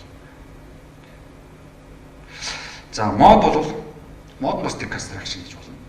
Ямар хувцас өсөж байгаа өмнөд цамц ботол тэрний тэр хооронд deconstruction хийгээд тэр өмнөд цамцны өмд нь юу илэрхийлээд байгаа. Цамц нь юу илэрхийлээд байгаа. Бүгж юу илэрхийлээд байгаа. Ямар бүгжнүүд хаанаа зүрсэн. Тэр нь юу илэрхийлээд байгаа. Эмэг ямар эмэг зүрсэн. Тэр нь юу илэрхийлээд байгаа. Тэрэндээ ямар үсний засал зохицуулсан байна. Тэр нь юу илэрхийлээд байгаа. Бүгд нэг модны хооронд ирэхээр модны хувцастай ороод ирэх бид бас deconstruction хийж байна. Тэр бүх одоо үлдсэн тэр модод бид deconstruction хийж болно. Хөгжмийн ангид deconstruction хийж болно. Одоо нэг Шөнбергийг бид нар сонсож байхад ярилцчихсан шүү дээ. Стравинскийг бид нар сонсож байхад ярилцчихсан. Тэгэхээр Стравинскийн хөгжим ямар байлаа? Дон дон дон гэсэн. Дон дон дон дон. Дон дон дон дон дон дон гэж. Яасан гэсэн 20 дугаар зуунд нөгөө эдийн засгийн хямрал болоод капитализм улс дэлхийг баллаад тэгээ яасан хүмүүс нөгөө юугаа нөгөө зүг чигээ болохоо болоод сандралд орцсон. Яах юм мэдэхгүй хэлсэн юм байхгүй 20 дугаар зуунд ихээр. Тэгээ тэрийг Стравинский тэр хөгжмийн аяар илэрхийлж байгаа. Өглөөсөөр яахаа мэдэхгүй. За хайчдаг ч юм лээ дан. Оо за тийш яваа тийм болио. Дан. Тийм. Гатчих ч юм лээ дан. Тийм. Тэгээ тэр хөгжмийнхэн тэр юм чинь дандаа тэр хүний нэг сэтгэлийн өмөрөлд орцсон хэлж байгаа байхгүй. Тийм. За хоол иддэг ч юм лээ. Дан. За тэрлүү нэг уцаар залгачих юм лээ. Дан гэдэг. Тийм бүхрөөс өглөөнөөс орой яагаа мэдэхгүй байгааг илэрхийлж байгаа байхгүй. Тийм. Хуучин өмнө яхахаа мэддэг байхад гоё юм те романтик те Верди байна уу Бетховен тэр те тэгээд ингэж гараад ирж байгаа шүү дээ. Хоёрдугаар зүйл чинь гацар ямш олж болцсон. Тийм. Болох уу гарах уу дан гэсэн бод харж байгаа шүү дээ. Тийм. Тэгэхээр тэр хөгжмийн аянд бас тэгж деконстракшн хийж болно. За архитектур деконстракшн хийж болно. Тийм. Архитектур деконстракшнтай архитектур бол шиг гадна нааш дээр шаттай барилгууд энэ төр байдаг. Европт тэр гаднаа шаттай ч байдаг юм уу, цонхон ийшээ гараад ирсэн ч байдаг юм уу, унтлагын өрөө тийшээ гарцсан ч байдаг юм уу. Тэрний яаж яаг нь барилгад одоо энэ хэрэгтэй байдаг. Энэ бүгдийг зохицуулж нэг барилга босгох ажил гардаг. Тэр одоо. Ер нь бол одоо ингээд Улаанбаатар ингээд гараад явж байгаа зарим барилгуудыг харахад конструкшнтай барилгууд. Зүгээр хувийн барилгууд байж магадгүй. Тэг янз бүрийн айлуудын хувийн барьсан барилгууд те. Гадуур ингээд шатна гэж явж байгаа. За кино фильмд бол бас маш их деконстракшн явагддаг шээ тий. Кино фильм бол тэр чигээр деконстракшн. Тийм. Бид нар бол дандаа лекцүүдийн гэж дандаа деконстракшны юу хийж байгаа шээ. Идэг шээ. За тэгээд яа кино фильм руу оръё. Тэгээд ерөөдөө лекцэд дуусгая. За энийг та нар болж өгдөө дээр үзээрэй. 3 Days of Condor гэдэг. Энэ 70-аад оны кино фильм. Гайхамшигтай. Ер нь бол 70-80 онд бол Холливуд маш гоё фильмүүд хийдэг байсан. Одоо л нэг юм ачаач юм идэг болчиход байгаа. Тийм өсмөс нэмэрсэн залууч ах шиг нэг том аваа өс нэмэрсэн залуу явж байгаад Оскар авчих уу тий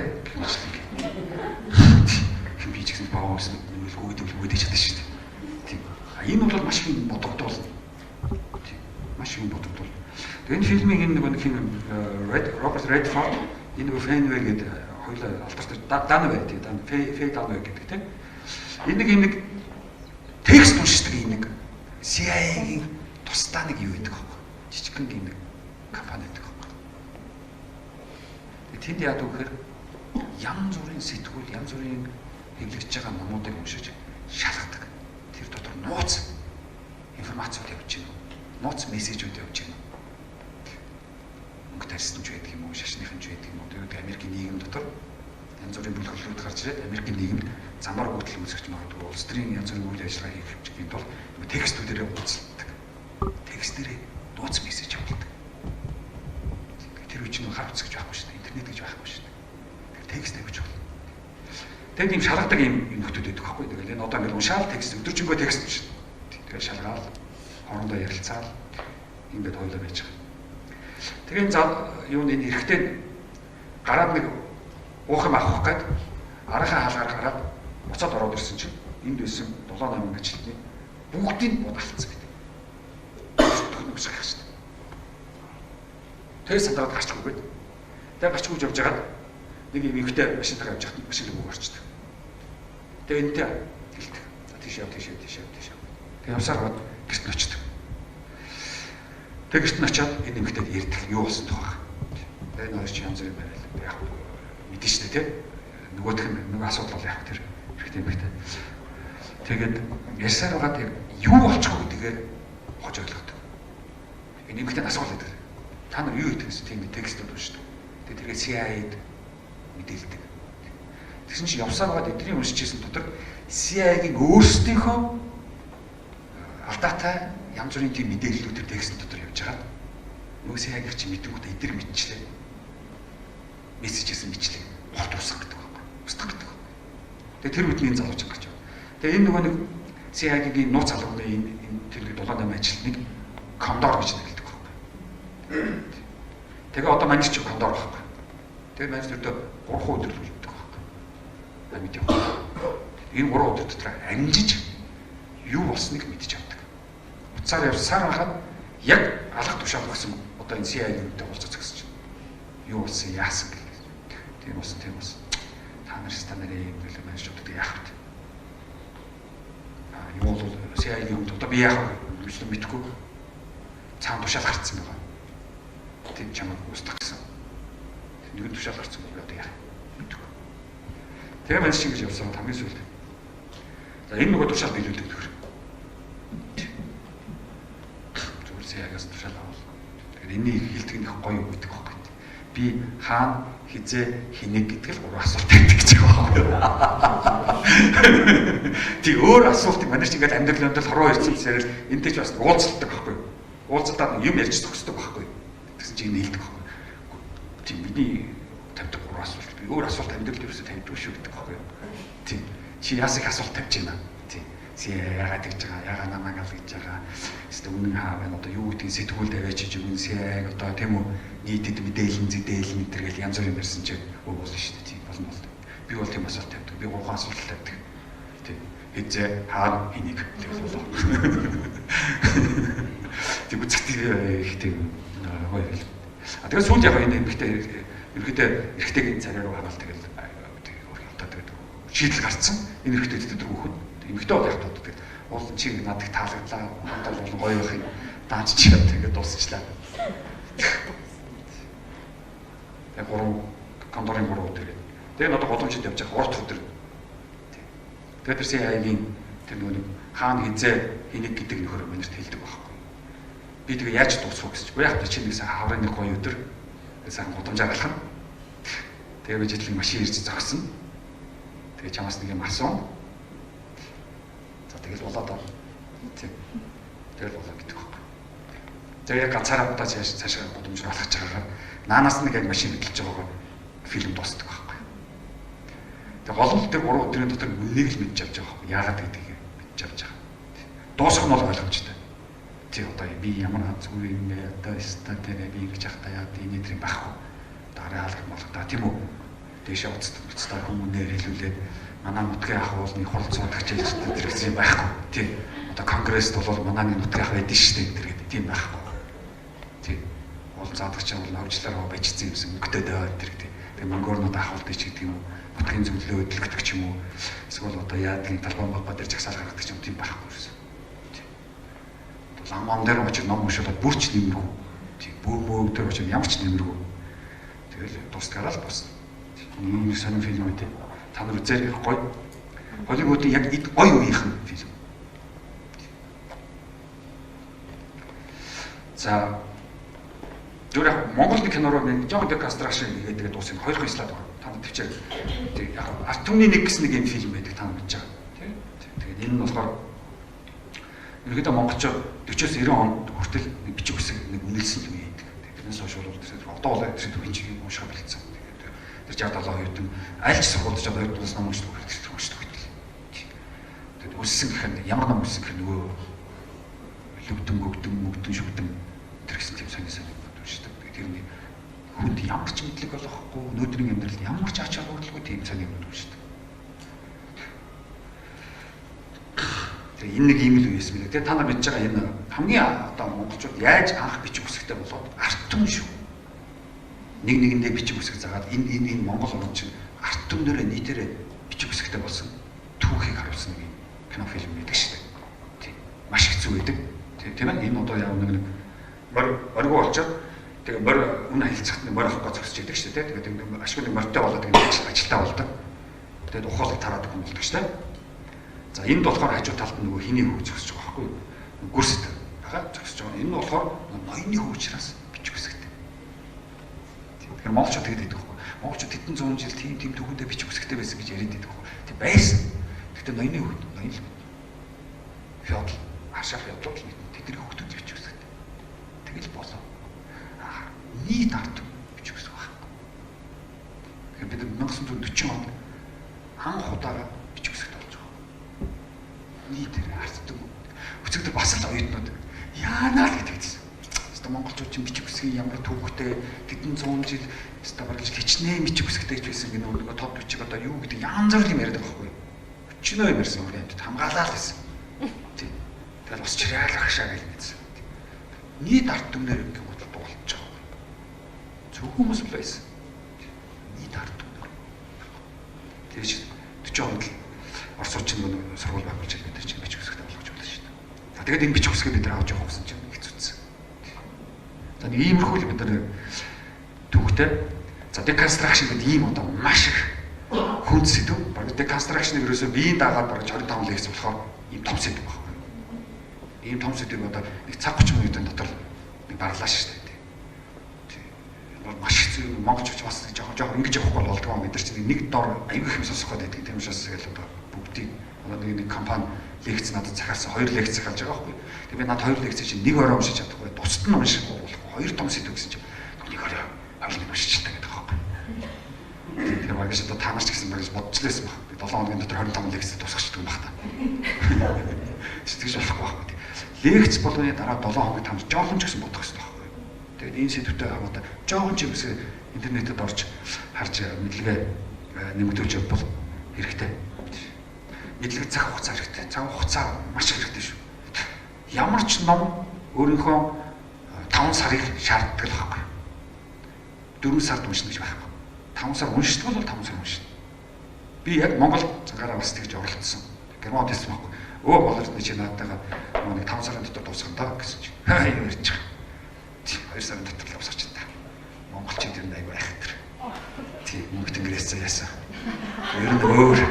Ер нь монгол хүн их өөр. Яалиг чи. Тэр манай та нар тэгж байгаа л. Уншаал нэг 10 ууц уншаал тэгэл толгой өргөл болчихсон. Тийм үгүй амжил. Одоо тэгээд би надад нэг асуулт гарч иж байгаа. За би одоо зайлтаад унссан гэж тийм үү хэлэх үү? Тийм үү? Эсвэл одоо уншаад энтэйгээ одоо зурлаад хэдэн сар болох вэ? Уншсан гэд би хөрөөдөрч болно шүү дээ. Тийм үү? Тийм. Уншсан гээл. Тийм. Та нар дороо уншиж байгаа шүү дээ. Тийм. Тэр хоёрын нэгийг шийдэх гэж гарч байгаа байхгүй. Яг 5 сар тэгэл зурлах. Яг 5 сар тэгэл зурлах гэж байна чинь. Яварч. Тэрс унших бол их хэрэгтэй. Монголд одоо унших гэж маш их чухал. Дараагийн лекц 24 дахь лекц байгаа. Eagleton гэдэг Английн литератур зохиолч, философч. За энэ дээр бас нэлээд өндөр яг бол Английн тухай нэлээд ярина. Бас олон улсын соёл гэсэн том сэдв гарч ирнэ. За энэ дээр одоо соёлын тухай асуудал нэлээд яригдана да. Хүндрэн нийгэм шиг соёл хэрэгтэй болж явж байгаа учраас. Тийм одоо асуудал гарч ирнэ. Тэгээ 25-нд ихтгэл тавих хүмүүс өнөөдөр лекцийн дараа ихтгэл тавих хүмүүс уулзаад юу ихтгэлүүдээр боловсрон болгох тийм ээ. Тэн дээр жижигхэн тухай. За яг одоо өнөөдөр глобал философч жижигхэн тухай хамгийн сүүлчийн лекц байгаа шүү дээ. Тэр бол нэг утгахгүй та нар ихтгэл рүү орчих. За ингээд болсон да. Анхаарал тавьсанд баярлалаа ингээд лекц сонсож.